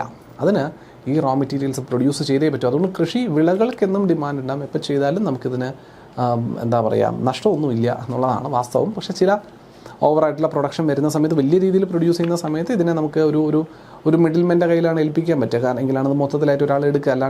അല്ലെങ്കിൽ നമുക്കതിന് വേണ്ടിയിട്ട് എല്ലായിടത്തും കൊണ്ടുപോയി കൊടുക്കാനുള്ള സംവിധാനങ്ങളും പ്രോപ്പർ ഡിസ്ട്രിബ്യൂഷൻ, ലോജിസ്റ്റിക് നെറ്റ്വർക്കും മറ്റുമൊക്കെ ഉണ്ടെങ്കിൽ മാത്രമാണ് ചെയ്യാൻ പറ്റുക. അപ്പോൾ അതാണ് പൊതുവേ കർഷകർ ഫേസ് ചെയ്യുന്ന ഒരു ഡിഫിക്കൽട്ടി. പിന്നുള്ളത് എൻവയോൺമെൻറ്റൽ ചാലഞ്ചസ് ആണ്. പെസ്റ്റ് അറ്റാക്ക് പോലുള്ളവ വന്നിട്ട് കൃഷിക്ക് വിളവെടുപ്പ് കിട്ടാണ്ട് പോയേക്കാം. അല്ലെങ്കിൽ എന്തെങ്കിലും എൻവയോൺമെൻറ്റൽ ഫ്ലഡിങ്ങോ ചുഴലിക്കാറ്റോ പോലുള്ള എന്തെങ്കിലുമൊക്കെ പ്രശ്നങ്ങൾ വന്നിട്ടോ, അല്ലെങ്കിൽ അടുത്തിടെ കേരളം ഫേസ് ചെയ്യുന്ന ഒരു പ്രധാനപ്പെട്ട ഈവൻ്റ് ഉണ്ടല്ലോ, നമ്മുടെ ഈ മാൻ ആനിമൽ കോൺഫ്ലിക്റ്റ്. നാട്ടിൽ പന്നി ഇറങ്ങുക, ആന ഇറങ്ങുക, അത് കൃഷി നശിപ്പിക്കുക എന്നൊക്കെ പറയുമ്പോൾ എത്രയോ ലക്ഷം രൂപ ഇൻവെസ്റ്റ് ചെയ്തിട്ട് നമ്മൾ വീട്ടിൻ്റെ പുറകിൽ 2 സെൻറ്റിൽ കൃഷി ചെയ്യുന്നതിനെ പറ്റിയല്ല പറയുന്നത്. നമ്മൾ ഏക്കർ കണക്കിന് 20, 30, 50, 100 ഏക്കറിൽ കൃഷി ചെയ്യുന്ന കർഷകനെ പറ്റിയിട്ടാണ് പറയുന്നത്. അവിടെ അത്രയും ഏക്കറുകളിൽ കൃഷി ചെയ്യാനായിട്ട് ഞാൻ ഒരാൾ നിന്ന് കിളച്ച് വിത്ത് നട്ട് പോകാൻ പറ്റത്തില്ല. അതിന് ആൾക്കാരവിടെ പണിക്ക് വെക്കണം, അവർക്ക് വേതനം കൊടുക്കണം. കൃഷി മണ്ണുഴുന്നതിനും നിലം റെഡിയാക്കുന്നതിനും വേണ്ടിയിട്ട് അവിടെ ട്രാക്ടർ ഉപയോഗിക്കുകയോ അല്ലെങ്കിൽ മനുഷ്യരൊക്കെ നിർത്തി ചെയ്യുകയാണെന്നുണ്ടെങ്കിൽ ഒരുപാട് സമയവും ഒരുപാട് ആൾക്കാരെയും വേണ്ടി വരുന്നൊരു പരിപാടിയാണ്. അപ്പോൾ ഇതിനൊക്കെ ചിലവുണ്ട്. പിന്നെ ഇതിനകത്തേക്ക് വെള്ളം എത്തിച്ചു കൊടുക്കുന്നത് വീട്ടിൻ്റെ പുറകിൽ ചെറിയ ടാപ്പിൽ കണക്ട് ചെയ്തൊരു ഗാർഡൻ ഹോസ് കൊണ്ട് വെള്ളം ഒഴിക്കുന്നത് പോലെ പറ്റത്തില്ലല്ലോ. അതൊരു വലിയ പാടമാണ്. 10-20 ഏക്കർ പാടത്തിൽ കൃത്യമായ ജലസേചന പദ്ധതികളിലൂടെ ജലം എത്തിക്കാനുള്ള സംവിധാനങ്ങൾ ചെയ്തിട്ടുണ്ടാവണം. മോട്ടോർ സെറ്റ്, പമ്പ്, അതിന് വേണ്ട കറണ്ട്.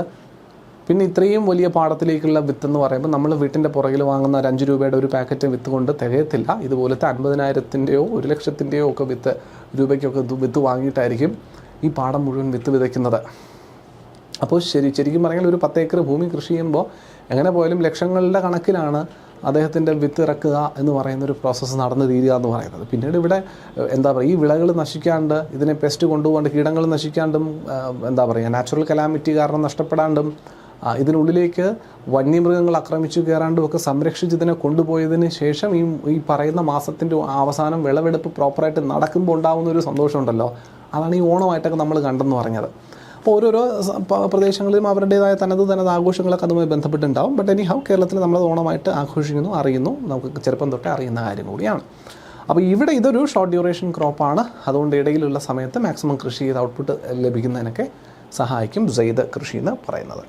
യെസ്, റാബിക്ക് ശേഷം പ്ലാന്റ് ചെയ്ത് ഖാരിഫിന് മുമ്പ് ഹാർവെസ്റ്റ് ചെയ്യും. അപ്പം റാബിക്കും ഖാരിഫിനും ഇടയിൽ വാട്ടർ എഫിഷ്യൻസി എന്ന് പറയുന്നത് താരതമ്യേന കൂടെ നമ്മൾ പറഞ്ഞല്ലോ. റാബി ഖാരിഫ് വിളകൾ ആവശ്യപ്പെടുന്നതിനേക്കാൾ ലഭ്യത കുറവാണ്. വെള്ളം ആരാവശ്യപ്പെടുക? ഇദ്ദേഹം ആവശ്യപ്പെടുക, സെയ്ദ് ക്രോപ്പുകൾ ആവശ്യപ്പെടുക. The general require less water compared to kharif and rabi crops, making them suitable for regions with limited water availability. വലിയ വെള്ളമൊന്നും ഇല്ലാത്ത സ്ഥലങ്ങളാണെങ്കിൽ പോലും this is possible to cultivate. പിന്നെ മറ്റേതെങ്കിലുമൊക്കെ ക്രോപ്സ് കൃഷി ചെയ്യുന്ന സ്ഥലം തന്നെ ആയിരിക്കുമല്ലോ. So they will definitely have an irrigation സംവിധാനം.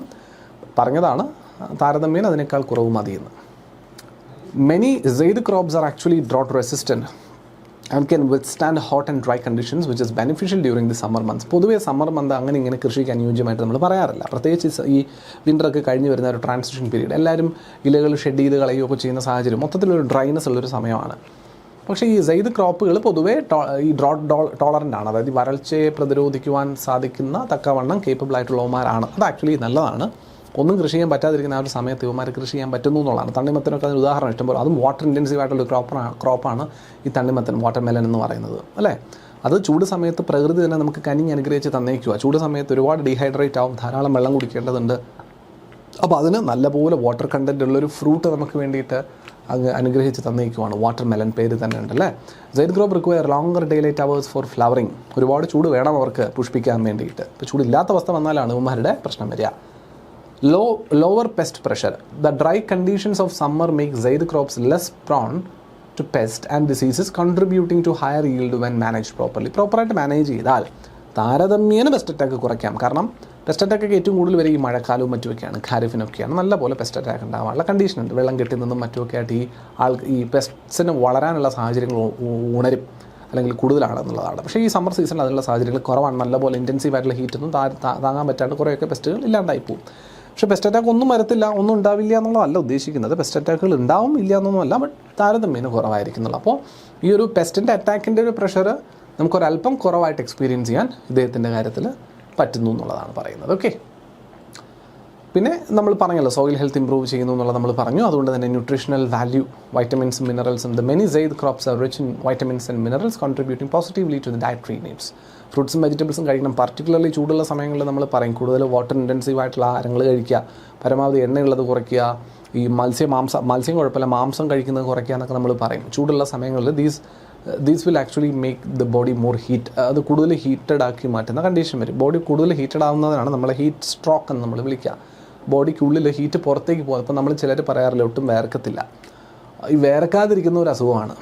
നമ്മൾ നല്ലപോലെ വേർക്കുന്നത് ആക്ച്വലി നമ്മുടെ ബോഡിയുടെ ഒരു ഹെൽത്തിനെ മെയിൻറ്റെയിൻ ചെയ്യാൻ വേണ്ടി നമുക്ക് നല്ലതാണ്. അതായത് നല്ലപോലെ ചൂടുള്ള സമയങ്ങളിൽ നല്ലപോലെ സ്വെറ്റ് ചെയ്യുന്ന ആളെ സംബന്ധിച്ചിടത്തോളം അദ്ദേഹത്തിൻ്റെ ബോഡി അദ്ദേഹത്തിൻ്റെ ചൂടിൻ്റെ ഇൻറ്റേർണൽ ഓർഗൻസിൻ്റെ ഹീറ്റ് കൂടുന്നതിനെ കൺട്രോൾ ചെയ്യാൻ വേണ്ടിയിട്ടുള്ള കൂളിംഗ് മെക്കാനിസം ആക്ടിവേറ്റ് ചെയ്യുന്നതാണ്. ഇതേ ചൂട് തന്നെ രണ്ടാമത്തെ ആൾ എക്സ്പീരിയൻസ് ചെയ്യുന്നുണ്ട്, റൈറ്റ്? നല്ലപോലെ സ്വെറ്റ് ചെയ്യുന്ന ഒരാളും നല്ലപോലെ സ്വെറ്റ് ചെയ്യാത്തൊരാളും, ഒട്ടും തീരെ സ്വെറ്റ് ചെയ്യാത്ത, ഞാൻ ചെറുതായിട്ട് സ്വെറ്റ് ചെയ്യുന്ന ആൾക്ക് കുഴപ്പമൊന്നുമില്ല, അങ്ങനെയല്ല പറഞ്ഞത്. തീരെ സ്വെറ്റ് ചെയ്യാത്ത ഒരാളും നല്ലപോലെ സ്വെറ്റ് ചെയ്യുന്ന ഒരാളും നമ്മൾ നോക്കി രണ്ടുപേരും നിൽക്കുന്ന ഒരേ കണ്ടീഷനിലാണെങ്കിൽ both of them are experiencing the same temperature, but one person is sweating more and one person is not sweating at all. അവിടെ രണ്ടാമത്തെ ആളുടെ കൂളിംഗ് മെക്കാനിസം പ്രോപ്പറായിട്ട് പണിയെടുക്കുന്നില്ല. So the heat that is getting developed inside his body is not actually controlled. അങ്ങനെ വരുന്നതാണ് heat സ്ട്രോക്കിലേക്ക് പോവുക എന്ന് പറയുന്നത്. അപ്പോൾ അത് ബോഡിക്ക് ആക്ച്വലി നല്ലതല്ല. അപ്പോൾ സ്വെറ്റിങ് നല്ലതാണ്, പക്ഷേ സ്വെറ്റിങ് നടക്കുന്ന സമയത്തുള്ള കുഴപ്പം എന്താണ്? ഡീഹൈഡ്രേഷൻ നടക്കും. ഡീഹൈഡ്രേഷൻ. അത് നമ്മുടെ ബോഡിക്കുള്ളിലുള്ള വാട്ടറും സോൾട്ടും ഒക്കെ ഇങ്ങനെ പുറത്തേക്ക് പോയിക്കൊണ്ടിരിക്കുക. Both are required. സോൾട്ട്സ് ഇപ്പം മൈനർ ക്വാണ്ടിറ്റിയിൽ നമ്മുടെ ബോഡിക്കകത്ത് വേണ്ട ന്യൂട്രിയൻ ആണ്. അപ്പോൾ സോൾട്ടുകൾ, ലവണങ്ങളെന്ന് പറയും, സോഡിയം, പൊട്ടാസ്യം പോലുള്ള ലവണങ്ങൾ നമ്മുടെ ബ്ലഡിനകത്തുണ്ട്, നമ്മുടെ ബോഡിക്കുള്ളിലുണ്ട്, വിച്ച് ഇസ് ആക്ച്വലി റിക്വയർഡ്. വളരെയധികം ആവശ്യമാണ് നമ്മുടെ ബോഡിക്കുള്ളിൽ. അപ്പോൾ ഈ സ്വെറ്റിങ് നടക്കുന്ന സമയത്ത് എക്സ്റ്റെൻസീവായിട്ട് സ്വെറ്റ് ചെയ്യുമ്പോൾ ചിലപ്പോഴൊക്കെ നമ്മുടെ ഈ സ്വെറ്റിൻ്റെ പുറമെ ഉപ്പുരസം ഉള്ള വൈറ്റ് കളറിൽ എന്തെങ്കിലുമൊക്കെ ഡെപ്പോസിറ്റ്സ് വന്ന് നിൽക്കുന്നതൊക്കെ കാണാൻ പറ്റും ഈ സ്വെറ്റ് ഉണങ്ങിയതിന് ശേഷം. അത് ആക്ച്വലി ഈ സോൾട്ടുകളാണ്. മനസ്സിലായോ? ഇതിനകത്തുള്ള വാട്ടർ മാത്രം ഇവോപ്പറേറ്റ് ചെയ്ത് പോയിട്ട് സോൾട്ട് റിമെയിൻ ചെയ്തതാണ് നമ്മുടെ ഈ എന്താ പറയുക, ഈ സ്വെറ്റ് ഗ്ലാൻസിൻ്റെ ഭാഗമായിട്ട് ബന്ധപ്പെട്ട് നമ്മുടെ ഈ സ്കിന്നിന് പുറത്ത് അത് അടിയുന്നത് കാണാൻ പറ്റും. അപ്പോൾ ഈ ലവണങ്ങളും പുറത്ത് പോയി എന്ന് സാരം. അപ്പോൾ ഈ സോൾട്ടും എൻ്റെ ബോഡിയിലേക്ക് റീചാർജ് ചെയ്യുക എന്ന് പറയുന്ന റിക്വയർമെൻ്റ് ഉണ്ട്. അത് നമ്മൾ സാധാരണ കഴിക്കുന്ന ആഹാരങ്ങളിൽ നിന്നൊക്കെ കുറേ കിട്ടുമെങ്കിലും പൊതുവേ ചൂടുള്ള സമയങ്ങളിൽ അത്യാവശ്യം നല്ലപോലെ ഹൈഡ്രേറ്റ് ചെയ്യാൻ പറ്റുന്ന ഡ്രിങ്ക്സൊക്കെ കഴിക്കുക, ഫ്രൂട്ട്സ് കഴിക്കുക, വെജിറ്റബിൾസ് കഴിക്കുക, അതുപോലെ വെള്ളം ധാരാളം കുടിക്കുക. ലൈക്ക് ജ്യൂസസ് ഒക്കെ നല്ലതാണ്. ജ്യൂസസിനകത്ത് ഫൈബർ ഇല്ലെങ്കിലും ഈ ഹൈഡ്രേറ്റ് ചെയ്യാൻ വേണ്ടി നല്ലതാവും. ലൈക്ക് ലെമൺ ജ്യൂസോ അല്ലെങ്കിൽ ഇപ്പോൾ ഫോർ എക്സാമ്പിൾ ORS സൊല്യൂഷൻസ്, അതൊക്കെ നല്ലതാണ് കേട്ടോ. ഈ ചൂട് നല്ലപോലുള്ള സമയങ്ങളിൽ പ്രത്യേകിച്ച് പുറത്തൊക്കെ ജോലി ചെയ്യുന്നവർ, പുറം ജോലികൾ ചെയ്യുന്ന ആൾക്കാരുടെ കാര്യത്തിൽ ഇത് വല്ലാണ്ട് ശ്രദ്ധിക്കേണ്ട കാര്യമാണ്. ഉള്ളിൽ AC-ക്കകത്തിരുന്ന് ജോലി ചെയ്യുന്നവരുടെ കാര്യത്തിലും ഇത് പ്രശ്നമാണ്. കാരണം അവർ ഡീഹൈഡ്രേഷൻ അറിയില്ല. കാരണം AC ഇട്ടേക്കുവാണ്, തണുപ്പിലിരിക്കുമ്പോൾ ഡീഹൈഡ്രേഷൻ അറിയില്ല. പക്ഷേ അവരുടെ ബോഡിയും ഡീഹൈഡ്രേറ്റ് ചെയ്യപ്പെടുന്നുണ്ട്. So they also require to be hydrated. അവരും ഫ്രീക്വൻ്റ് ആയിട്ട് ഹൈഡ്രേറ്റ് ചെയ്യപ്പെട്ടുകൊണ്ടിരിക്കേണ്ടത് ഇമ്പോർട്ടൻ്റ് ആണ് to maintain the health of their own body. അപ്പോൾ നിങ്ങളൊന്ന് മനസ്സിലാക്കിയിരിക്കുക. അപ്പോൾ അതിന് ഈ ഫ്രൂട്ട്സ് ആൻഡ് വെജിറ്റബിൾസ് സഹായിക്കുന്നുള്ളത് വാസ്തവമാണ്. അപ്പോൾ അതുകൊണ്ട് ഈ സെയ്ത് ക്രോപ്പിൽ അല്ലെങ്കിൽ സെയ്ത് സീസൺ എന്ന് പറയുന്ന സമ്മർ സീസണിൽ ഈ ക്രോപ്സിൻ്റെ പ്രോഡക്റ്റിവിറ്റി കൊണ്ടുവരുന്നത് ആക്ച്വലി മനുഷ്യൻ്റെയും മൃഗങ്ങളുടെയും ഒക്കെ ജീവൻ നിലനിർത്തുന്നതിന് അല്ലെങ്കിൽ ഹെൽത്ത് നിലനിർത്തുന്നതിന്, ടെമ്പറേച്ചർ കൺട്രോൾ ചെയ്യുന്നതിനൊക്കെ ആക്ച്വലി നല്ലപോലെ സപ്പോർട്ട് ചെയ്യുന്നതാണ്. ഫ്രൂട്ട്സാണ് watermelon, muskmelon, cucumber, bitter gourd, pumpkin, vegetables brinjal, ladies finger, tomato, pulses, green gram, black gram, PGNP, ഇതൊക്കെ ഇതിനകത്ത് പെടുന്ന ഉദാഹരണങ്ങളായിട്ട് പറയാം. ഓക്കെ, ഷുഗർ കെയിൻ അല്ല. യെസ്. അപ്പോൾ ഒന്ന് സമ്മിങ് അപ്പ് ചെയ്യുവാണ്. നമ്മൾ നേരത്തെ കണ്ടതിൻ്റെ അതേ ടേബിൾ തന്നെയാണ് ഖാരിഫ്, റാബി, സെയ്ദ്. അല്ല, റാബി ആദ്യം നോക്കാം. റാബി സോയിങ് പീരീഡ് നവംബർ അല്ലെങ്കിൽ ഒക്ടോബർ, നവംബർ, ഡിസംബർ, ഈ 3 മാസത്തിലേതും വരാം കേട്ടോ. ഒക്ടോബർ, നവംബർ, ഡിസംബർ, ഏത് മാസവും വരാം. മാർച്ച്, ഏപ്രിൽ, മെയ് ആ ഒരു മാസത്തിലാണ് നമുക്ക് എന്ത് നടക്കുക, ഹാർവെസ്റ്റിങ് നടക്കുക. ഓക്കെ, ഉദാഹരണങ്ങൾ നമ്മൾ ടൊബാക്കോ ചോദിച്ചിട്ടുണ്ട് കേട്ടോ. ടൊബാക്കോ എന്ത് ടൈപ്പാണെന്നോട് ചോദിച്ചിട്ടുണ്ട്. ഞാൻ പറഞ്ഞതിനകത്ത് ഉണ്ടായില്ല. ടൊബാക്കോ റാബി വിളയാണ്. ടൊബാക്കോ റാബി വിളയാണ് ഓർത്തിരിക്കുക. ബാക്കിയൊക്കെ പറഞ്ഞതിനകത്തുള്ളത് തന്നെയാണ്. Okay, right. പിന്നുള്ളത് ഖാരിഫാണ്. ഖാരിഫ് എന്ന് പറയുമ്പോൾ ജൂണിലാണ് തുടങ്ങുന്നത് നമ്മൾ പറഞ്ഞു. യെസ്, ജൂണിലാണ് തുടങ്ങുക. ജൂൺ, ജൂലൈ മാസത്തിൽ തുടങ്ങുന്നു. ഏർലി നവംബർ, ഒരു സെപ്റ്റംബർ കഴിയുമ്പോൾ, സെപ്റ്റംബർ ഒക്ടോബർ മാസത്തിൽ തീരും. അതാണ് ഏർലി നവംബർ എന്ന് പറയുന്നത്. സെപ്റ്റംബർ ഒക്ടോബർ, മാക്സിമം ഒരു ഒക്ടോബർ വരെയൊക്കെ പോകുള്ളൂ. ഒക്ടോബർ കഴിഞ്ഞ് നവംബർ ആയി. നവംബറിൻ്റെ തുടക്കത്തിന് മുന്നേ തന്നെ നമ്മൾ അതിൻ്റെ ഹാർവെസ്റ്റിംഗ് നടത്തിയിട്ടുണ്ടാവും. റൈസ്, മേസും മറ്റു കാര്യങ്ങളെല്ലാം നമ്മൾ പറഞ്ഞ ആൾക്കാർ തന്നെയാണ് അവിടെ ഉള്ളത്. പിന്നെ സെയ്ദ് എന്ന് പറയുമ്പോൾ yes, March to June, July എന്ന് പറയുന്ന ഒരു കാലഘട്ടത്തിനുള്ളിൽ കൃഷി ചെയ്തെടുക്കും. ഫ്രൂട്ട്സും വെജിറ്റബിൾസും ജനറലൈസ് ചെയ്ത് പറയുമ്പോൾ ക്ലിയർ അല്ലേ? സെറ്റ്. ഇപ്പോൾ ഈ മേജർ ക്രോപ്സിൻ്റെ കൾട്ടിവേഷൻ്റെ ഒരു ഏരിയ അണ്ടർ കൾട്ടിവേഷൻ ഓരോ വർഷവും ഉണ്ടാകുന്ന മാറ്റത്തെ സൂചിപ്പിക്കുന്ന ഒരു ചാർട്ടാണ് ഇതെന്ന് പറയുന്നത്. സോ ഇതിനകത്ത് ഫുഡ് ഗ്രെയിൻസ് കാണാം. ഖാരിഫ്, റാബി, സമ്മർ എന്ന് പറയുന്നത് സെയ്ദ്. അതുപോലെ സിറിയൽസ് കാണാം, കോസ് സിറിയൽസ് കാണാം, പൾസസ് കാണാം, റൈസ് കാണാം. അപ്പം ഈ റൈസൊക്കെ നമ്മൾ പൊതുവേ പറയൂലേ, അത് റൈസ് ഖാരിഫ് ആണെന്ന് പറയുമെങ്കിലും റൈസ് ഖാരിഫ് മാത്രമല്ലാണ്ട് റാബിയിൽ കൾട്ടിവേറ്റ് ചെയ്യുന്ന സാഹചര്യം ഉണ്ട്. അതായത് ഈ പല ക്രോപ്പും അല്ലെങ്കിൽ പല ഫുഡ് ഗ്രെയിൻസ് എന്ന് പറയുന്നതും സിറിയൽസ് എല്ലാം ഖാരിഫിൽ കൃഷി ചെയ്യുന്നവയുണ്ട്, റാബിയിൽ കൃഷി ചെയ്യുന്നവയുണ്ട് കേട്ടോ. ജനറലൈസ് ചെയ്ത് നമുക്ക് ഫുഡ് ഗ്രെയിൻസിൻ്റെ പ്രൊഡക്ഷൻ ഒന്ന് നോക്കിക്കഴിഞ്ഞാൽ നമുക്ക് കാണാൻ പറ്റുന്നത് 2014-15 മില്യൺ ഹെക്ടേഴ്സ് ഏരിയയാണ് കേട്ടോ. ഗ്രോസ് ഏരിയ അണ്ടർ കൾട്ടിവേഷനാണ്. 124.3 ഹെക്ടർ ആയിരുന്നു, മില്യൺ ഹെക്ടേഴ്സ് ആയിരുന്നു കൃഷി.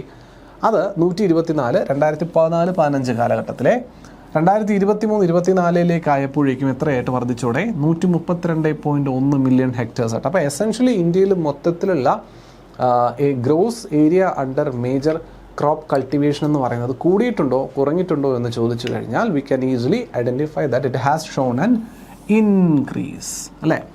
124.3 അതിൽ നിന്ന് 132.1 മില്യൺ ഹെക്ടേഴ്സ് ആയിട്ട് ഏരിയ അണ്ടർ കൾട്ടിവേഷൻ കൂടിയിട്ടുണ്ട്. പ്രൊഡക്ഷൻ കൂടിയ കാര്യമല്ല ഈ പറയുന്നത്, ഏരിയ അണ്ടർ കൾട്ടിവേഷൻ കൃഷി ചെയ്യുന്ന ഏരിയയിൽ എന്ത് സംഭവിച്ചിട്ടുണ്ട്, വർധനവ് സംഭവിച്ചതായിട്ട് കാണാൻ പറ്റുന്നുണ്ട്. പക്ഷേ ഹ്യൂജ് ആയിട്ടുള്ള ഡിഫറൻസ് ആണെന്ന് വെച്ചാൽ അബ്സല്യൂട്ട്ലി നോട്ട്.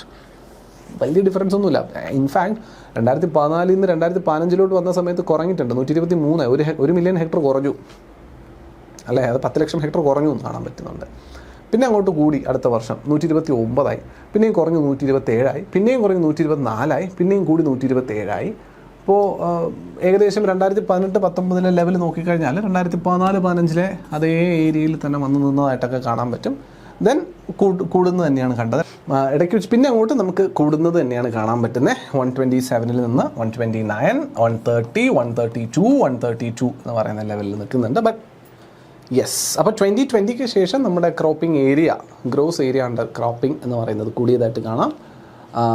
2020 ചെറിയൊരു റിഡക്ഷനൊക്കെ നമ്മൾ കണ്ടിട്ടുണ്ട്. 2019-20 ചെറിയ ഒരു ചാഞ്ചാട്ടമൊക്കെ നമ്മൾ കണ്ടിട്ടുണ്ടായെന്നും മനസ്സിലാക്കാം. ഓക്കെ, ക്ലിയർ അല്ലേ? അതിൻ്റെ കണ്ടിന്യൂവേഷനാണ്, നോട്ട് റിക്വയർഡ്. നിങ്ങൾക്കൊരു ചാർട്ടായിട്ട് ഞാൻ ഇൻക്ലൂഡ് ചെയ്തെന്ന് മാത്രം. ഓരോ ക്രോപ്പിൻ്റെയും നിങ്ങൾക്ക് നോട്ടിനകത്ത് ഇത് ഉണ്ടാവും. ജസ്റ്റ് ഒന്ന് വേണമെങ്കിൽ ഒന്ന് ഗോ ത്രൂ ചെയ്യാം, but not very important. Tea plantation ക്രോപ്സിൻ്റെ കാര്യം ഒരല്പം ഇമ്പോർട്ടൻ്റ് ആണ്. ടീ, കോഫി പോലുള്ളവയിൽ സ്റ്റാഗ്നൻ്റ് ആയിട്ട് തന്നെ നിൽക്കുന്നുണ്ട്, വലിയ വ്യത്യാസമൊന്നുമില്ല. 0.6 മില്യൺ ഹെക്ടേഴ്സിൽ അങ്ങ് നിൽക്കുകയാണ്. കോഫി കൂടിയിട്ടുണ്ട്, 0.4 ആയിരുന്നത് 0.5 മാറിയിട്ടുണ്ട്. റബ്ബർ ആക്ച്വലി കൂടിയിട്ടുണ്ട്, 0.8 ആയിരുന്നത് 0.9, വലിയ വർധനമൊന്നുമില്ല. Potato more or less same, 2.1 ആയിരുന്നത് 2.3 എത്തിയിട്ടുണ്ട്, വലിയ വ്യത്യാസങ്ങളൊന്നും ഇല്ലാണ്ട് നിൽക്കുന്നു. Okay, right.